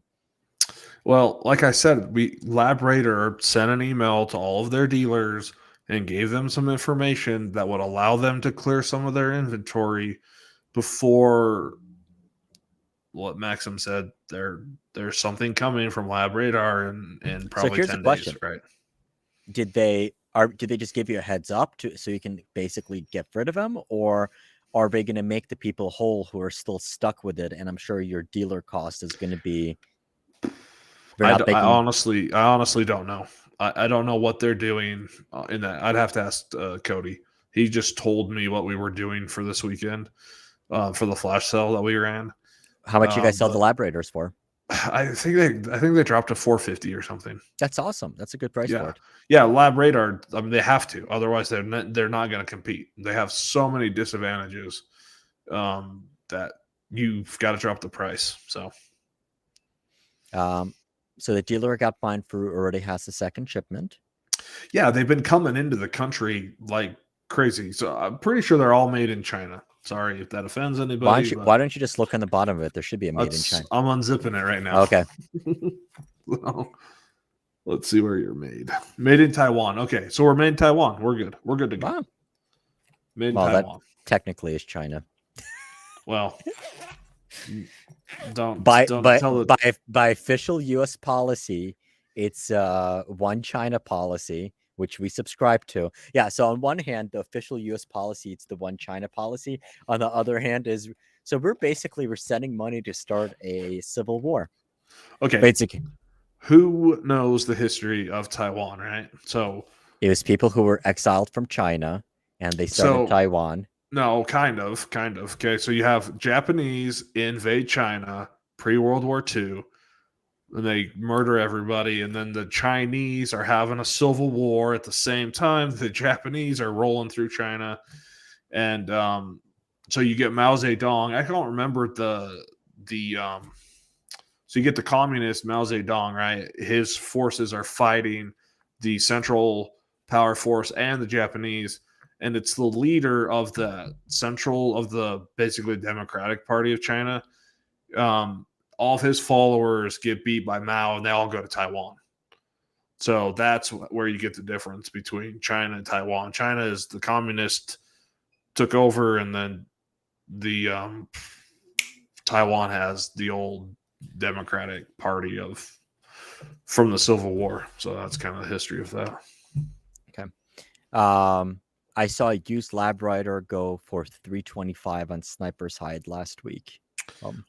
Yeah, I mean, the guys that are deep into the gear race and they're deep into convenience, it's just a no-brainer. They're going to drop them all. Like, just... And you see the same thing when new rangefinders come out and different things, right? Think about how many Raptors are for sale when when Vortex dropped that new weapons-mounted rangefinder, right? Yeah. For the Raptors $8,000 and they dropped a $2,000 unit. Like, same thing. All the Raptors are for sale and people are buying. They're like, I sell my Raptor and buy 3 of those. I put one on every gun. So here's a question. What does the LabRadar have that the Garmin doesn't? And likewise, what does the Garmin have that the LabRadar doesn't have, other than price, size, or ease of portability? I think the LabRadar has the ability to do BC downrange, right? Okay. Yeah, so I he believe definitely that. does And I talked to my buddy about that, but it's really, really finicky. Like, yes, it's really finicky. From depends what I on the side. understand. Yeah, you got to make sure that you have the right weight of the bullet in there, so it knows kind of like how to track it a little bit better. And one of the big issues is if you're shooting at a range and it has like a lot of rocks or stuff in between, as Or it gets baffles. Doesn't baffles, work under baffles. it does have an issue. I will say what I do like about the LabRadar is the fact that it can run off of batteries, or it can run off of a micro USB power bank. I am hesitant about a lot of the electronics that you're going to, let's say, for example, like things that have a sealed battery, like iPhones, things like that, that you're going to be using all the time. I am concerned. The Garmin, I think, is like that. So you can't replace the battery in the Garmin. So the question is, how long will it last? How many charge cycles, and what the warranty on that is? Let's go to Garmin's website. You don't have to worry about that with the LabRadar. So I think that would be a good functionality aspect of it. Same with the Magneto speed as well. 2 AA batteries for a Magneto speed. I don't remember the last time I changed the batteries. I think they're 5 years old. Yeah, because I mean that uses magnets. Well, the display uses batteries. Okay. But the display only turns on if you have it connected to the bayonet. So you unplug the bayonet, it turns the display off. So this is a comment. While you do that, if he knew who or what Slav's occupation was, he would have been on his knees begging you to take one and keep it and do a review. Honestly, so it's interesting that you bring it up. I did tell him I was a content creator. I did tell him I was on YouTube. But a lot of times it's like you can go to a company and it's almost easier to get a brand new gun from a large manufacturer than it is to get like a $20 item from a smaller person. The biggest issue for LabRadar is that the guy doesn't actually make it himself. They're just they license the technology and they distribute the products. So they do still have to work with the markups. But yeah, I mean, let's put it this way, the value that you would get. And I wasn't interested in the LabRadar itself. I was actually interested in the trigger cam, which I was really legit interested in it because people can use it. But yeah, it is what it is. So I haven't found anything specifically on the warranty, but I was reading through the details on the Garmin. You can add shot notes. You can add core clean or core cold bore shot. You can exclude a shot from the average or standard deviation without deleting it, which is helpful, so you can actually maintain that squirrely shot without actually deleting it out of your series. Yeah. But I would say, so besides portability and in the other comment, the Garmin is plug and play. Like, turn it on, leave it out there, and it just does its thing. Just remember, if you pick it up and play with it, that you realign it to your rifle. My buddy said he missed 2 shots because he forgot to click the OK button to arm it, and then the other one is he set it down, and because he can read the screen, it was pointed across the range away from his rifle, right? So, I mean, you learn with your stuff, right? But yeah, it is what it is. So, okay, I'm sold. Let's all chip in and get one. We can pass it on to each other. Ruger RPR, many like it, but Anarchy Outdoors made it mine. You have a fan. Okay, Aaron, so the C1 is this one. What's the C8? Is that the... I don't know. I'm on their website. I'll type in Okay. C8. All right. So Buzz, actually, I only had a C8. I only had a failure of 5 shots, but I was shooting 3 to 4 feet under it. It was on the table above, and I couldn't aim it downwards, but I was trying to make it fail. Other than that, it didn't fail. So that's for the Garmin that Buzz has. So go get yourself a little tripod that has an adjustable ball head. All right. Because theirs is a fixed tripod, right, that it comes on. So.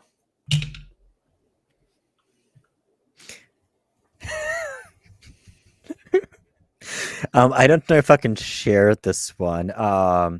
So I just got one more meme. I'm gonna post it on our Discord because I don't think I can share because the picture is on the Discord and it's not in the browser. I can't bring it up, but it's so it's the Garmin passing a note to the LabRadar, and it says, "Your mom's a hoe." It's funny. There's been some really good. There's been some really good memes, LabRadar memes for sure. Okay, CZ600. What was the CZ600? Okay, 10-4 Eleanor ground control. Yes. I don't know what the C8.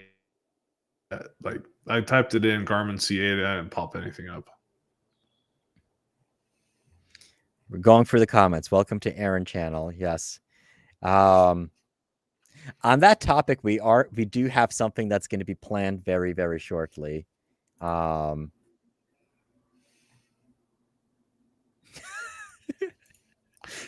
to the Aaron channel. You know how hard it is to do a podcast or a YouTube channel without another personality to bounce off of? It's really, really difficult. Okay. So bring your tinfoil hats, people. Garmin is going to give us all cancer. But the LabRadar will do the same thing. The radar cross section inverse square of the concentration is so weak, these devices are safe 8 hours a day, 365. I like it. Oh, don't believe everything you see on YouTube then. When Aaron started laughing at the size does matter comment, you said that you needed to transition. There we go. Oh, he meant transition subjects. I think we all know what he meant. No, you. That's never mind. It's all good. Moving on. Okay. Taiwanese women love American men. I have. Okay. What are you implying there, Steven? Passport. Okay. So, Buzz, can you confirm that the Garmin is not going to give you the velocity downrange? So, LabRadar will only do velocity downrange. Under that, it's really finicky. It is. The Garmin can run off of a battery pack as well. Okay. Has anybody played with the Garmin in the 98-degree hot sun to see what it does or doesn't do, like shut down due to overheating or battery temp? So that's actually a good point because how hot was Georgia 2 weeks ago? Yeah, but I mean they had it at the Gap Grind. How hot was it in Georgia 2 weeks ago? Oh, ooh, okay. So this is cool. Yes, you can replace the battery. Somebody did pull it apart. It's a common rechargeable battery. I mean, the screws are right here on the back. I mean, Aaron, I think you should pull it apart. And if you need a good when I get mine in 2 weeks, I'll pull it apart for you. if you need a good toolkit, Fix-It Sticks, really solid toolkits, and I'm sure we have the bits in order to pull that apart. Now, you probably need the super small computer bits for this one. So, which I have one of those over there on the bench. So I am going to include a link so you can buy it from Anarchy Outdoors, and that'll go a long way towards helping the channel. I will include those links in the description once we have that video put up there. And I think Aaron absolutely should do pre-orders. Would make it even better. Unfortunately, I can only suggest that. I'm not the one that makes those decisions. See, I love having you guys that like can Slaves membership offers a discount to Anarchy Outdoors. We'll have 10 of them in stock. Very cool. All right, yay, we caught up with the comments. Okay, so we discussed all that stuff. That is basically what I had. Woohoo, we kind of got through it. So you think it's going to be so what's a Discord channel? So Discord is an app. It's like an online chat app, and we do have one just for our community. Let me actually pull up the link so you guys can see for it. There we go. So if you're not on our Discord, this is, hold on, I gotta undo this. There we go. So if you go to, that's my link shortener. It'll give you, that's the invite to our SlavGuns online Discord server. So usually a bunch of people hang out in there. There's a special members only section if you are a YouTube channel member.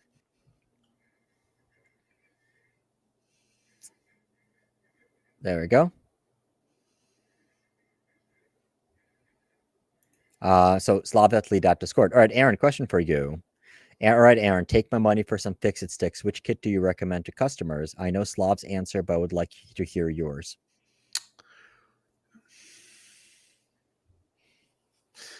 I really like the Torque all-in-one set. My Torque all-in-one set is permanently set to 10. And their customer service has not gotten back to me to fix it. I haven't been that proactive, but I have sent 2 emails. I do like that. I like the Torque all-in-one kit, but I also like having the individual torque sets, especially if you work on Remington rifles a lot. I like to do torque.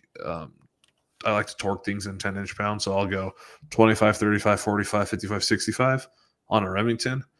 So it just kind of depends on what you need. I have one of their like full-blown AR kits. So I have 2. I have the Torque all-in-one, and I have like their full AR kit that has all sorts of stuff in it. But they're awesome kits. We've saved a lot of people on the range. Last year when I shot Hornady PRC, we put the rod together. I carry the rod in my bag, not to use it as a cleaning rod, but to knock shells out of the chamber if it gets, like, sometimes you get hot loads, right? Especially in the hot summer, you get a stuck shell, a case in the chamber. You put the rod in, the rod screws together, so you just slap it down the barrel and it pops the case right out, right?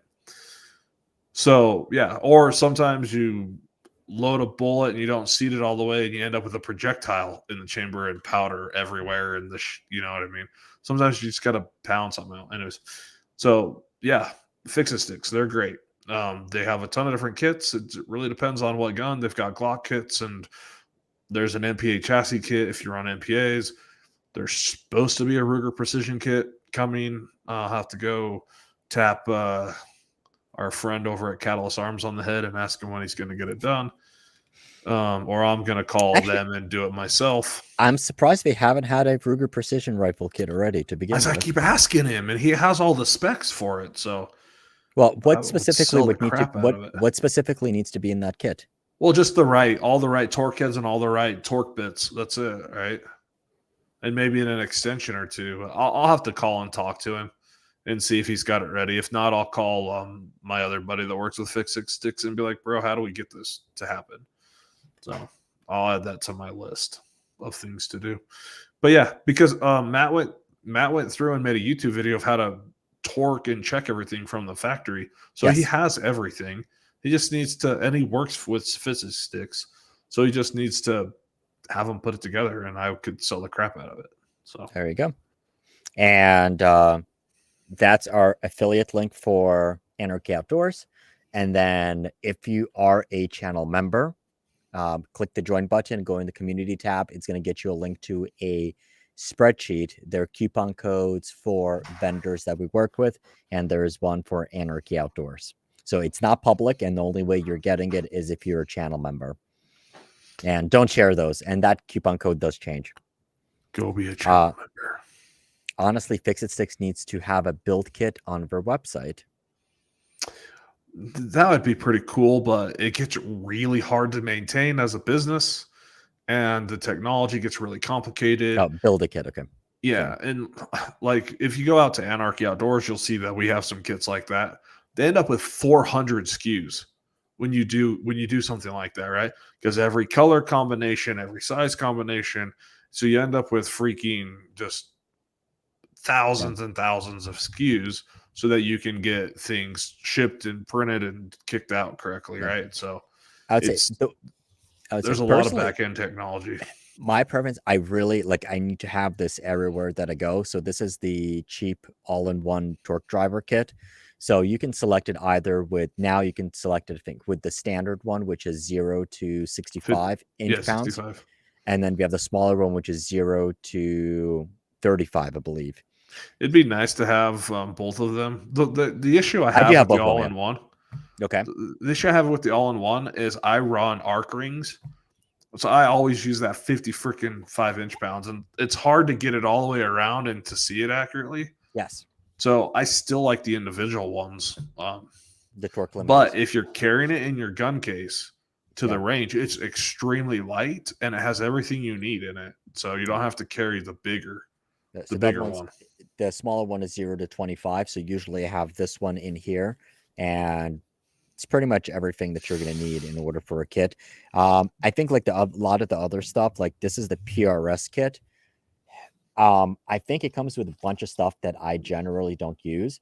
And usually it's like, if I'm going to need something in my car, I'm going to have a one-piece guide rod anyway. So like I'd feel bad beating on these in order to get the round out or something along those lines. It's a tool, baby. It's a tool. Well, if I break it, I'm going to call their customer service. And if not, I'll have to replace it. It's not a big deal. Well, what about, so I've broken 3 T10 Torx bits. Unfortunately, they don't use the best torque bit ends. And that was actually trying to replace it on, I think it was a Ruger, when I was trying to put an Anarchy Outdoors rail on one of the guns. I killed 3 of them, so I had to go to Home Depot and get like one of those like heavy duty ones from, and that worked. Yeah, we have a drawer full of bits for our scope bases, and after like a few uses, we throw the bit away and we can just get a new one. Yeah, a little bit of wear, you start stripping screws and doing things. So I have a whole freaking pile of them, and we throw them away as we use them a few times. Like as soon as the bit starts to dull at all, it goes away. Awesome. So.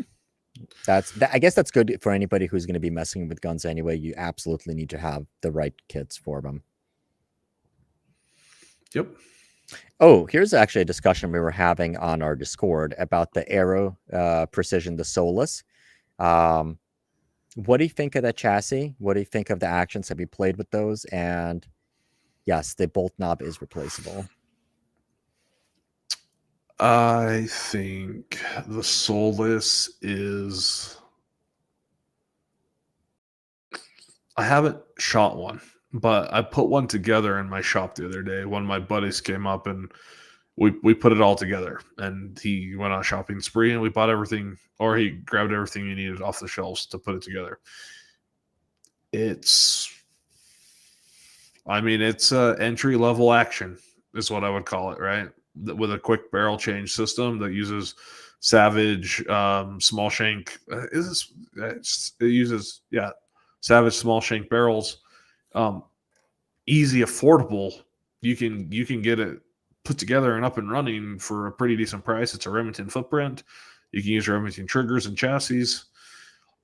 It's a gateway drug, in my opinion, right? I'm also a snob when it comes to gear. There it is. I'm just a snob. Someone asked me today on my Instagram, what's this setup cost? I did the math. At retail, it's $75-$60. So, I mean, and that's a 22 long rifle. So, why don't you, that's not the one by the Craig built you Area 419 that we played with, right? Because that one is even more expensive, right? Wait, sorry, say that again. You broke up. When I came over, when we did the tour of Anarchy Outdoors, you handed me your 22 rimfire. Oh yeah, that was the Area 419. That one's more than 7,500, if I'm not mistaken. No, that one comes in about 55. Okay. Yeah. Yeah, and the majority of the cost of that one is the rifle scope on it. Okay. So, but yeah, I mean, it's a great action. The chassis, I would have to play with the chassis in the field. I played with it at SHOT Show 2 years ago, and I gave them a lot of very candid feedback because they were thinking 3 years ago the design, right? One of the best chassis on the market is that guy right there. The MDT is also the new MDT Elite Pro is also a very nice chassis. This is an MPA This is an MPA Matrix, not the Pro, just the Matrix. And one of the reasons I went with that 1-2 straight taper barrel, it's 23 inches, is because that gun balances perfectly without any additional weights. That's why the barrel's as big as it is and as long as it is. It's just under 21 pounds. So it's pretty heavy. And it's a 22. You know what? My CZ weighs 16 pounds, and when you sit it down and you pull the trigger, it has a little bit of upward jump. Interesting. Even though it's 16 pounds. Yeah. Where this gun, so this is very interesting, and we can go down this rabbit hole or we can pull back, but I changed guns and chassis and the way I shot back in June of this year, and my average scores at like a monthly NRL 22 match were like in the high 300s and low 400s. I now shoot in the high 5s and high 600s. And the only thing I really changed was the balance of that rifle, the way it sits, and the bag I use. I use one bag. I use a heavy 1+1 bag. And I don't really worry about putting ARCA bags on it or plates or any of that. I practice very much with one bag, and I run it. And I run that bag exactly where the tripod's clipped in, and that gun will sit on any prop exactly like it sits in that tripod. It doesn't require any of my shoulder pocket to touch that gun. You wrap your hand up on top, pin the gun, and I can run that gun without touching it back here, right? So I have seen a dramatic improvement of my CZ is not as accurate as I would like. It's having accuracy issues, and I don't know why. I couldn't trust the gun. I got this gun. I can totally trust this gun. It works great. I changed the balance point, and I changed the way I approach things with one bag, and it's dramatically changed the number of impacts I pick up and my confidence on the line. And I shoot with a group of guys where if you drop 2 or 3 points at a match, you go from first place to 15th. So the scores are only separated by 2 or 3 points in the top 15. So every point matters. Okay. Slav, did you ever get the link from the manufacturer of the torque limiter drivers from Europe? It's not Borka, is it? I have no clue what you're talking about. Okay. Boom, country. That's Ryan. A tornado has gone through my gun room. Are you being facetious or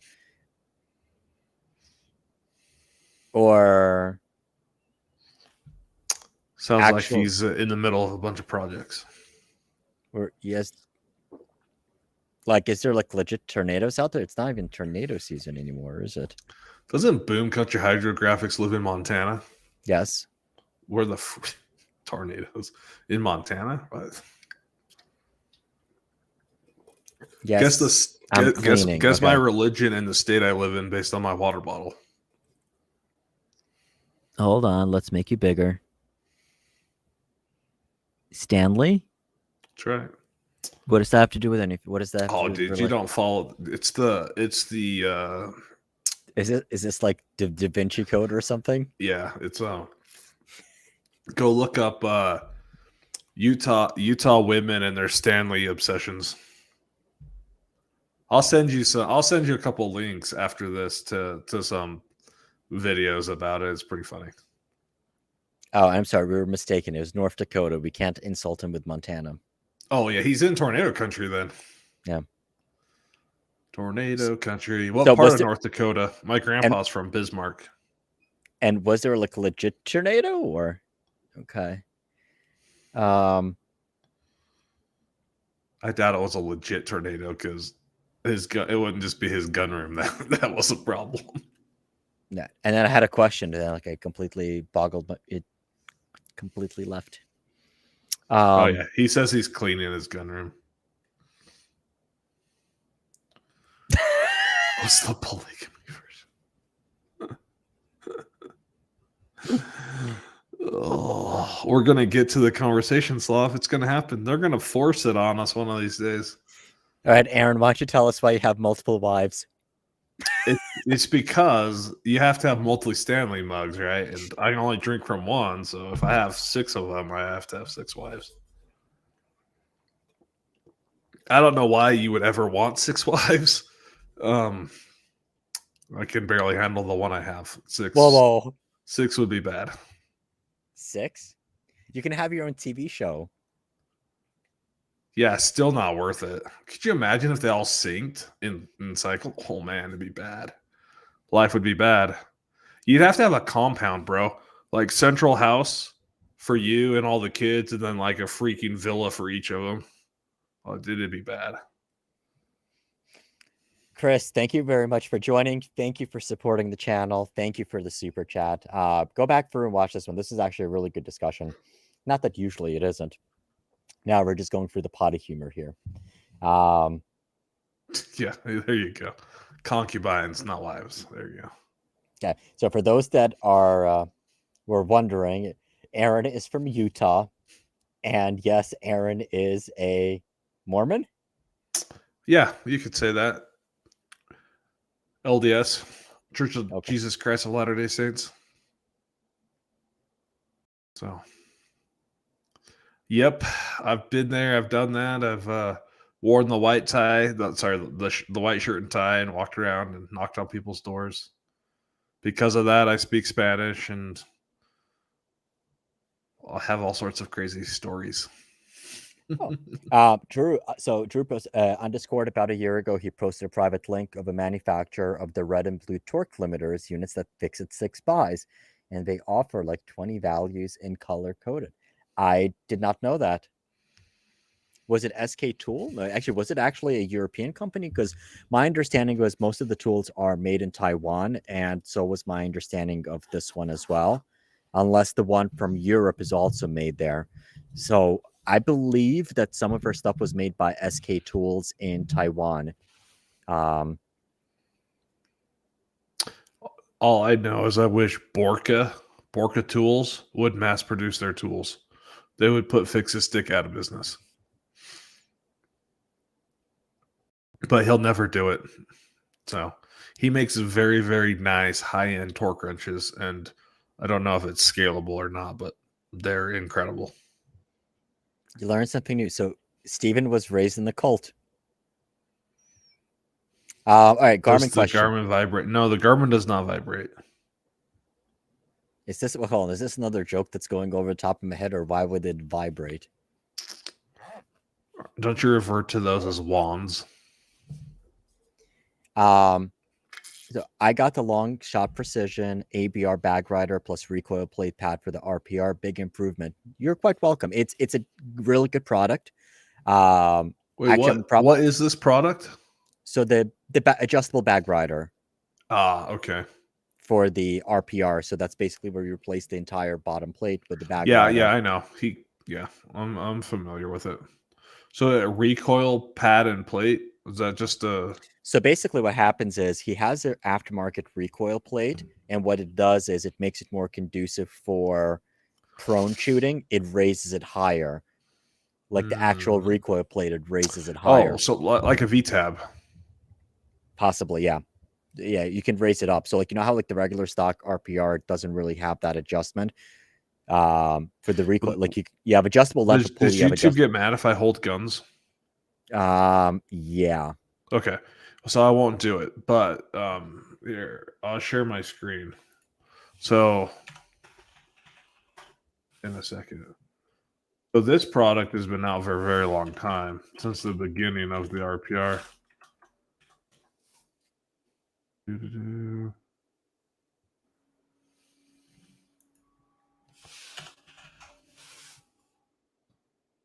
Doo-doo-doo.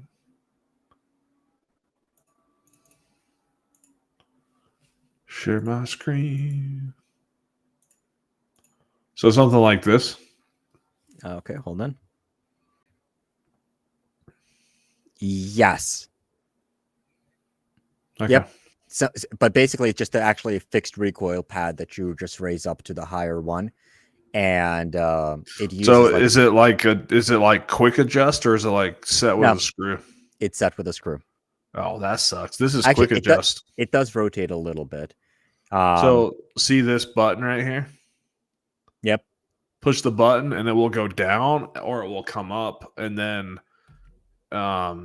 if you So don't tighten the screws all the way, you can actually, is there a picture of it?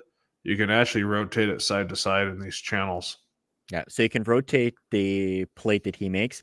So he basically did that as kind of like one of the solutions for it. He never really meant to design that. Oh, okay. Actually, I'm wondering how that would work in conjunction with the ABR. I'm sure it would actually work just fine as well. Yeah, I'm not sure how far back the bag rider comes, but this mounts where the factory plate mounts. He used to use the factory plate, but to get side to side adjustability, it comes with its own new plate now. So, but it's been out. It's been out for a very long time since the very beginning. And he makes one for the rimfire as well. This one right here is for the rimfire. Yep. Let me bring that up again. Okay, cool. So, Very interesting. he makes them for the Luth and the Magpul stuff. It uses a Magpul MOE limb saver recoil pad. Okay. Pad. Now, is that one of them for all of them, or you have to select which is stock? You got to go. No, you have to. Some of the RPR one's pretty universal, but some of the other ones are specific. Very cool. So Stephen had a question: is that a Sunway photo tripod behind you? It looks like yes. Yes, it is. Yes, it is. It's the medium-sized one. The 3640 or no? Which one is that? This is the 364. The 3640. Okay. Yep. Oh yeah. Sorry, I missed the Xero. 3640. Yep. All right. I actually really like it. This is one of the ones that you sent me. Yep. And I really, really like this tripod. Nice. Go ahead. I have the tripod I use the most for like my spotting station and stuff is a Leofoto 404. So it gets really heavy to carry around, and I like this little guy. So if you like that one, and it looks like you have the IB65 head, or which head is on there? You sent me the new one.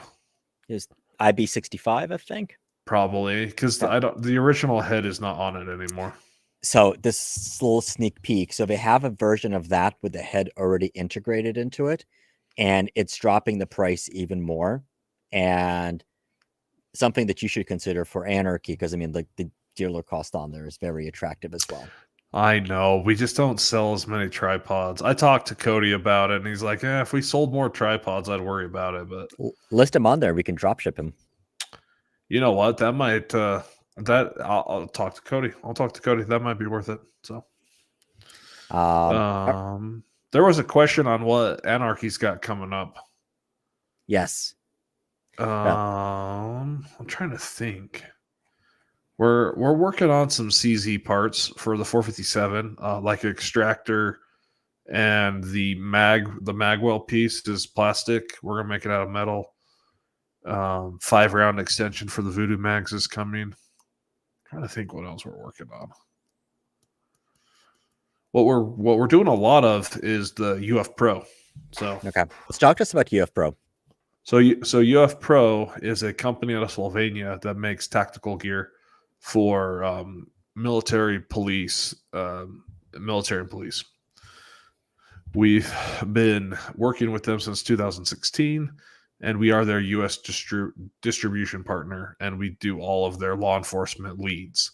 So if they get a U.S. law enforcement lead, they send it to us, and we take care of it. I was over in Slovenia, Austria, and Germany last week, talking with them and participating in their partner thing. So this is their new hoodie. It's a little expensive, but it is one of the best hoodies I've ever had. Like, the sleeves are actually the right size. There's like when you pull across the shoulders, it doesn't pull or pinch in the back. Just a very nice product. But they do a lot of tactical pants and different things, and we work with a lot of law enforcement agencies and different things. But they're starting to ramp their production quite a bit, so I think we'll get caught up in the middle of next year. So we've got a lot of teams in the pipeline and a lot of teams waiting for gear. So now, is that type of gear, is that primarily for tactical Timmies, or is that also like for gun owners, competitors, hunters as well? And I guess kind of like what separates that type of clothing from stuff here, that let me share my screen real fast. So I'll stand up. So you can't really see it, but I wear their like nondescript pants almost every day. So if we come over here to the tactical clothing, you can see that they do your typical, like really tactical stuff.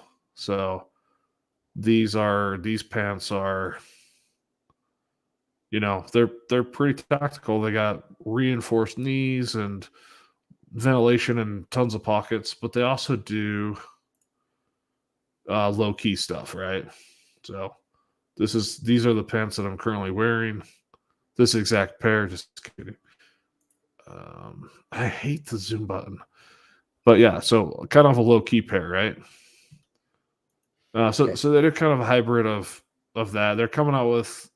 Sorry, I don't think I can actually say that on this podcast yet.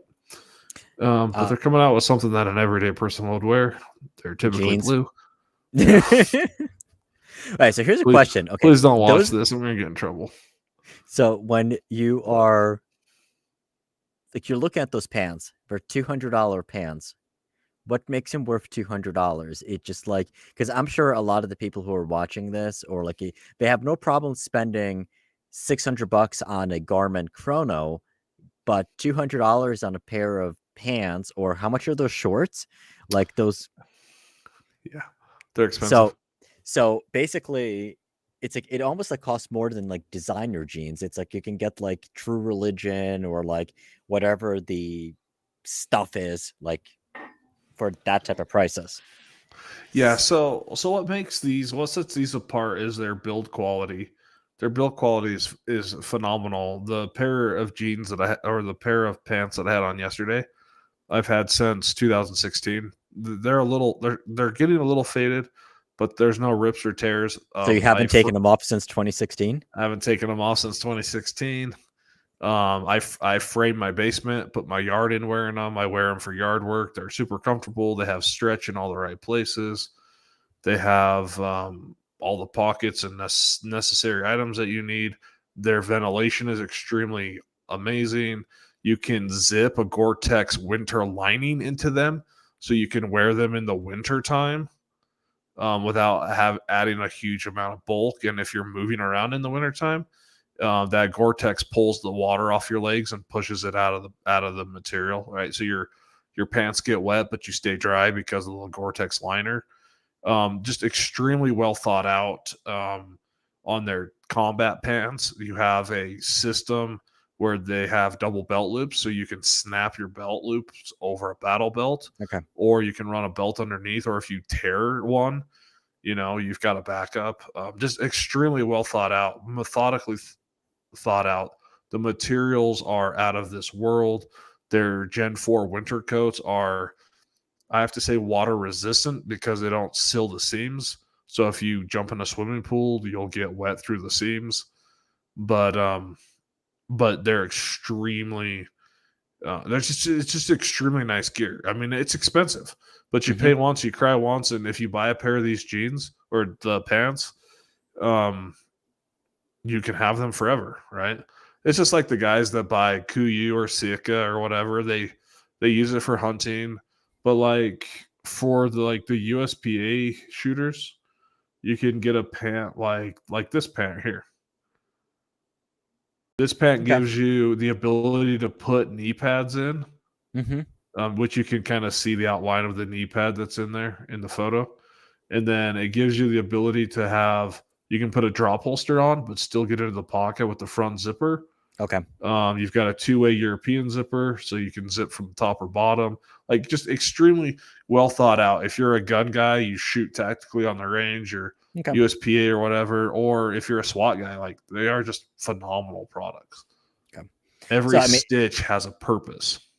So it's not necessarily like a product that is going to be for like your everyday gun owner just for shits and giggles. This is going to be like, okay, if you're actually going to go compete, or you truly are going to put your gear through harder use, that's really where it makes sense. Boone County, we actually,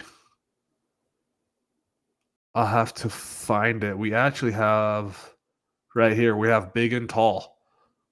So we make sizes up to 50, 34, and we make these custom. Like, you can't, we're the only ones that have these.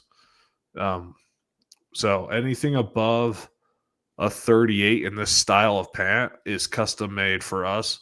Now, the ones that I was just showing, they're starting to make in like 40, up to 44, right? They're starting to understand that Americans are much bigger than Europeans. So, but yeah, so we do have this style of pant in the different sizes. So, in the big boy sizes. So, okay. But like if you're in the PRS world or the NRL 22 world, you'll see there's a lot of the competitors that are personal friends of mine. They helped us with our initial buy-in and things, but you'll see these pants all over the place, with different competitors wearing them and stuff. And we're starting, like I said, to infiltrate the tactical units quite a bit across the country.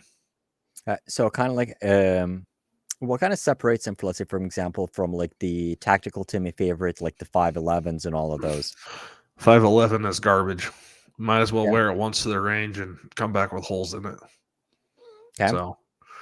So I mean, 511 is for your casual, everyday person who doesn't want to spend a ton on a pair of pants. It's disposable. These are not disposable, like some of the 511 stuff is. And we work with patrol officers and stuff all the time. 511, Popper, Vertex, and some of these others, they don't hold up, not near as well as these guys' stuff does. Okay. And where are they made? Are they actually made in Slovenia, or? Their factory is in Bosnia, and they're about to open one in Vietnam. So okay. So by doing a Vietnam, are they going to try to drop the prices a bit, or no? According to them, no, because they are they didn't go to Vietnam looking to cut prices. They went to Vietnam to ensure quality and more output. Personally, I think it should correlate with a price decrease a little bit, because I kind of ran the numbers in my head, but it doesn't look like it, because they did tell us they're getting twice the output for the same amount of labor hours.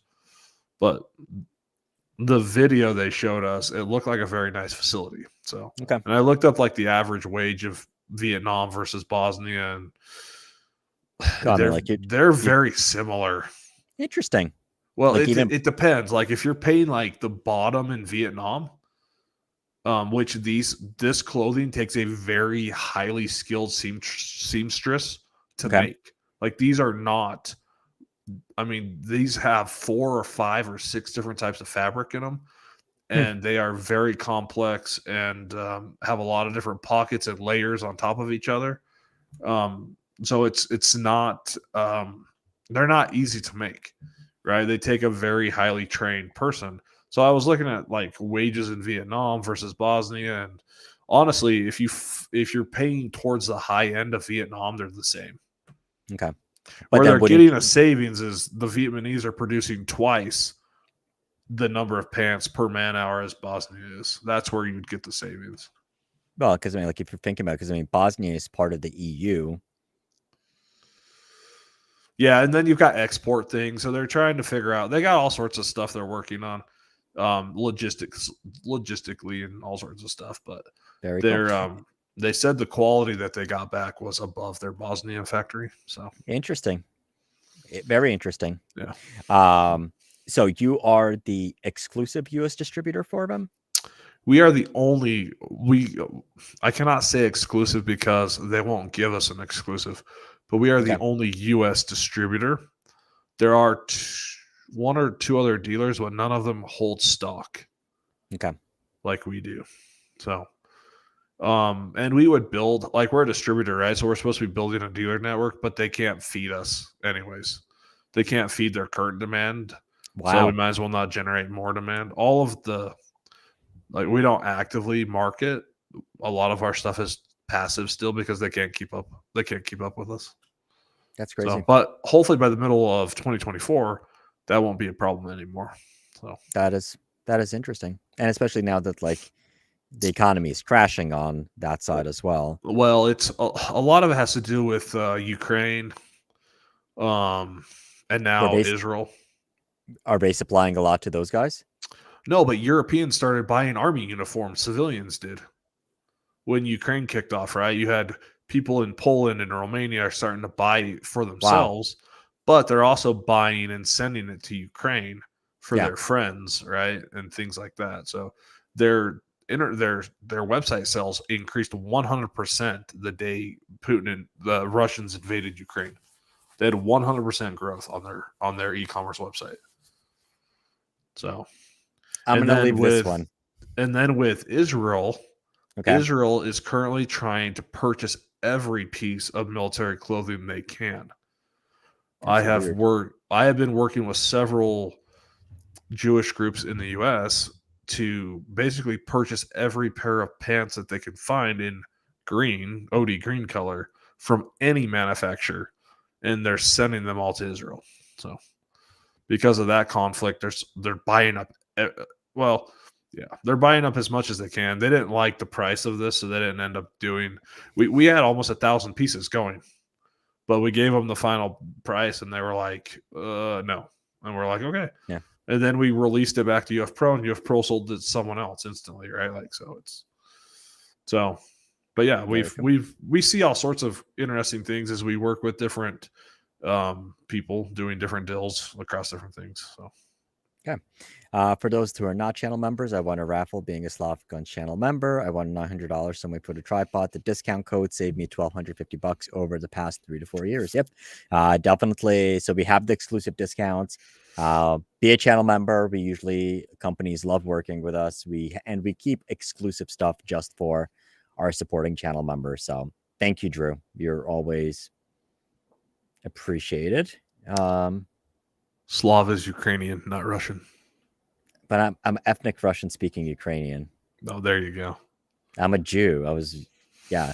Let's just say okay. Do I want to get demonetized and canceled by saying this? Let's put it this way: half of Ukraine is really happy with what's happening there right now. I was just gonna say Ukraine was part of the Russian Empire for like 200 years. So yeah, it's.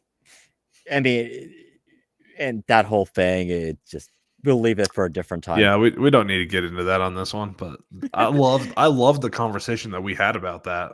It was very enlightening. Yes. That we had a month, 2 months ago. It was Yes, it a great was. conversation. So All right. Oh, so actually, I do have a couple pair of those pants. One thing I do like about them for Indiana, we have form brushes and wines that are 1 to 2 inches long forms. While hunting, these pants do not snag. The owner of UF Pro, well, the former owner of UF Pro, as he sold his company and now just works in R&D for UF Pro, is the biggest fabrics nerd I have ever met. It's you go to their channel, there's videos, it's called like Have a Beer with Armin. Dude, Okay, that dude will nerd out on fabrics and how they melt and how they do this and how they repel water and the that's different awesome. glues you use. It's crazy. So if you ever wanted Very to cool. nerd out on fabric, go over to their YouTube channel and have fun.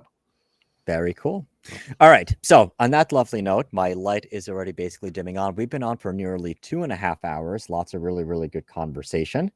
Aaron, thank you. Actually, this is like legit really helpful with the Garmin, seeing one in person and just seeing, like, I didn't realize it was as small as a GoPro. So that No, was it's shocking. It is shocking because everyone tells you it's small, but when you put it in your hand, you're like, okay, it's small.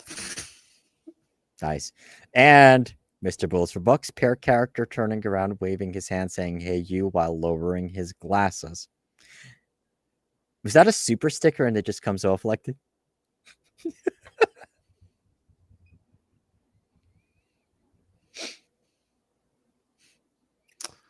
Don't like Ukrainians or Russia, but I like Jews. I know Jews. Why do Jews get beat up for being bankers? You do realize that the Catholic Church did not allow Christians to be bankers, right?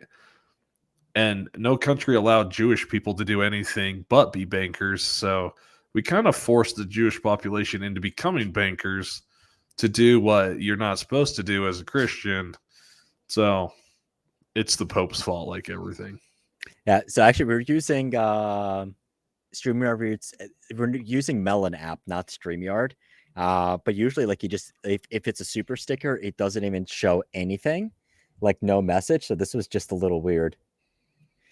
Ah, oh, Steven, I love you. So anybody who's interested in going to SHOT Show, we absolutely should go. Aaron is going to be there as well. Now you don't have your booth this year, but UF Pro is going to have their booth there, correct? Yeah, we'll be in UF Pro's booth almost exclusively.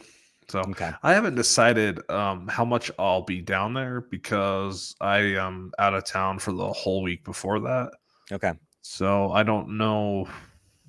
It really depends on what we talk with UF Pro about. Like if we actually need more than one person in the booth. I know that last year, as my head of sales tried to leave the booth, he got called every single time. He'd be out of the booth for 10 minutes and they'd be calling him, hey, the FBI's here or this deal's here, Seattle's here. They're like, where did you go? So he probably won't leave the booth at all. And I might end up in the booth as well for the majority of it. But I'll probably be down there. If I was to guess, probably Wednesday afternoon through Friday is Okay. probably what I Now, would is guess. anybody going to have Anarchy Outdoors products at Unver Guns or anything, as far as you know? I don't know. Probably not this show. I haven't. Okay. I haven't really thought about that. Okay. And If you Chris, know any booths that need parts on their guns, let's go. Chris is being facetious. What is the SHOT Show you speak of? It's this awesome show where the guy with the big beard hands you out leprechaun patches. That would be Chris. So what you do is you show up on Tuesday at 8 a.m. and you run through just grabbing patches, not talking to anyone, grabbing patches and putting them in your little RSR wagon. And then you run through as fast as you can. And then that night in the hotel, you put them up on eBay. That is how you do SHOT Show. Dude, It's true. did you watch that last year? I got on eBay and I was like, holy crap, these SHOT Show patches are going for $100 a piece. I'm like, What? I was like, I'm about to do it this year. I'm going to freaking run through there and just grab patches. Oh, yeah, because a lot of companies make exclusive patches for SHOT Show, right? Yes. So, Well, yeah, it's you just go get on eBay, type in SHOT Show 2024, Yeah, oh, yeah. Like if you look back there, I have a bunch of exclusive. Hey, Yeah. you know what you need. You need to send me one of your patches. I will trade you a patch of mine Mm-hmm. for one of your patches. Okay, I'll show you which patch I'll trade you. Okay. Well, I have to enter. Oh, that was fun.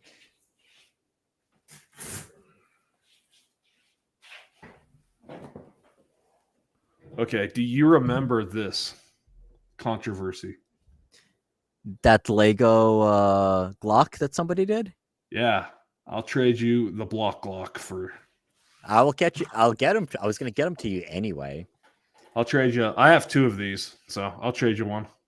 Yeah. But I know these guys personally, so they gave me these, the block. So if you guys don't know what we're talking about, what was it, 2 years ago? They got a Okay, cease and put that down. desist by Lego. So Nice. they got a cease and desist by Lego for making the block, which still exists. I shot it last year, so it still exists. Nice. It's a full auto, if I remember right. Okay, now granted, part of it you're being facetious. So Chris had a comment: "Don't get caught doing that as a media person. You won't work with that company ever again. Not worth getting $20 for a patch."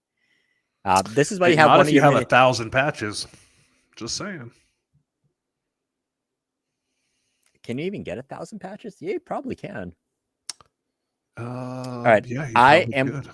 I'm gonna try to get a minion this year and see how many patches they can collect. Oh yeah, yeah. You know the other thing we should do is we should print off the SHOT Show bingo cards, and we should play bingo too while we do it. You ever seen the SHOT Show bingo cards? Every year they usually have one, so Oh, they're epic. They're so epic. nice. Except for the older generation doesn't seem to be coming as much, so there's less of those dolly crate things rolling around. But somebody last year had a U-boat. I almost got run over by a mini U-boat. Not even a cart, like a mini U-boat that somebody was carrying.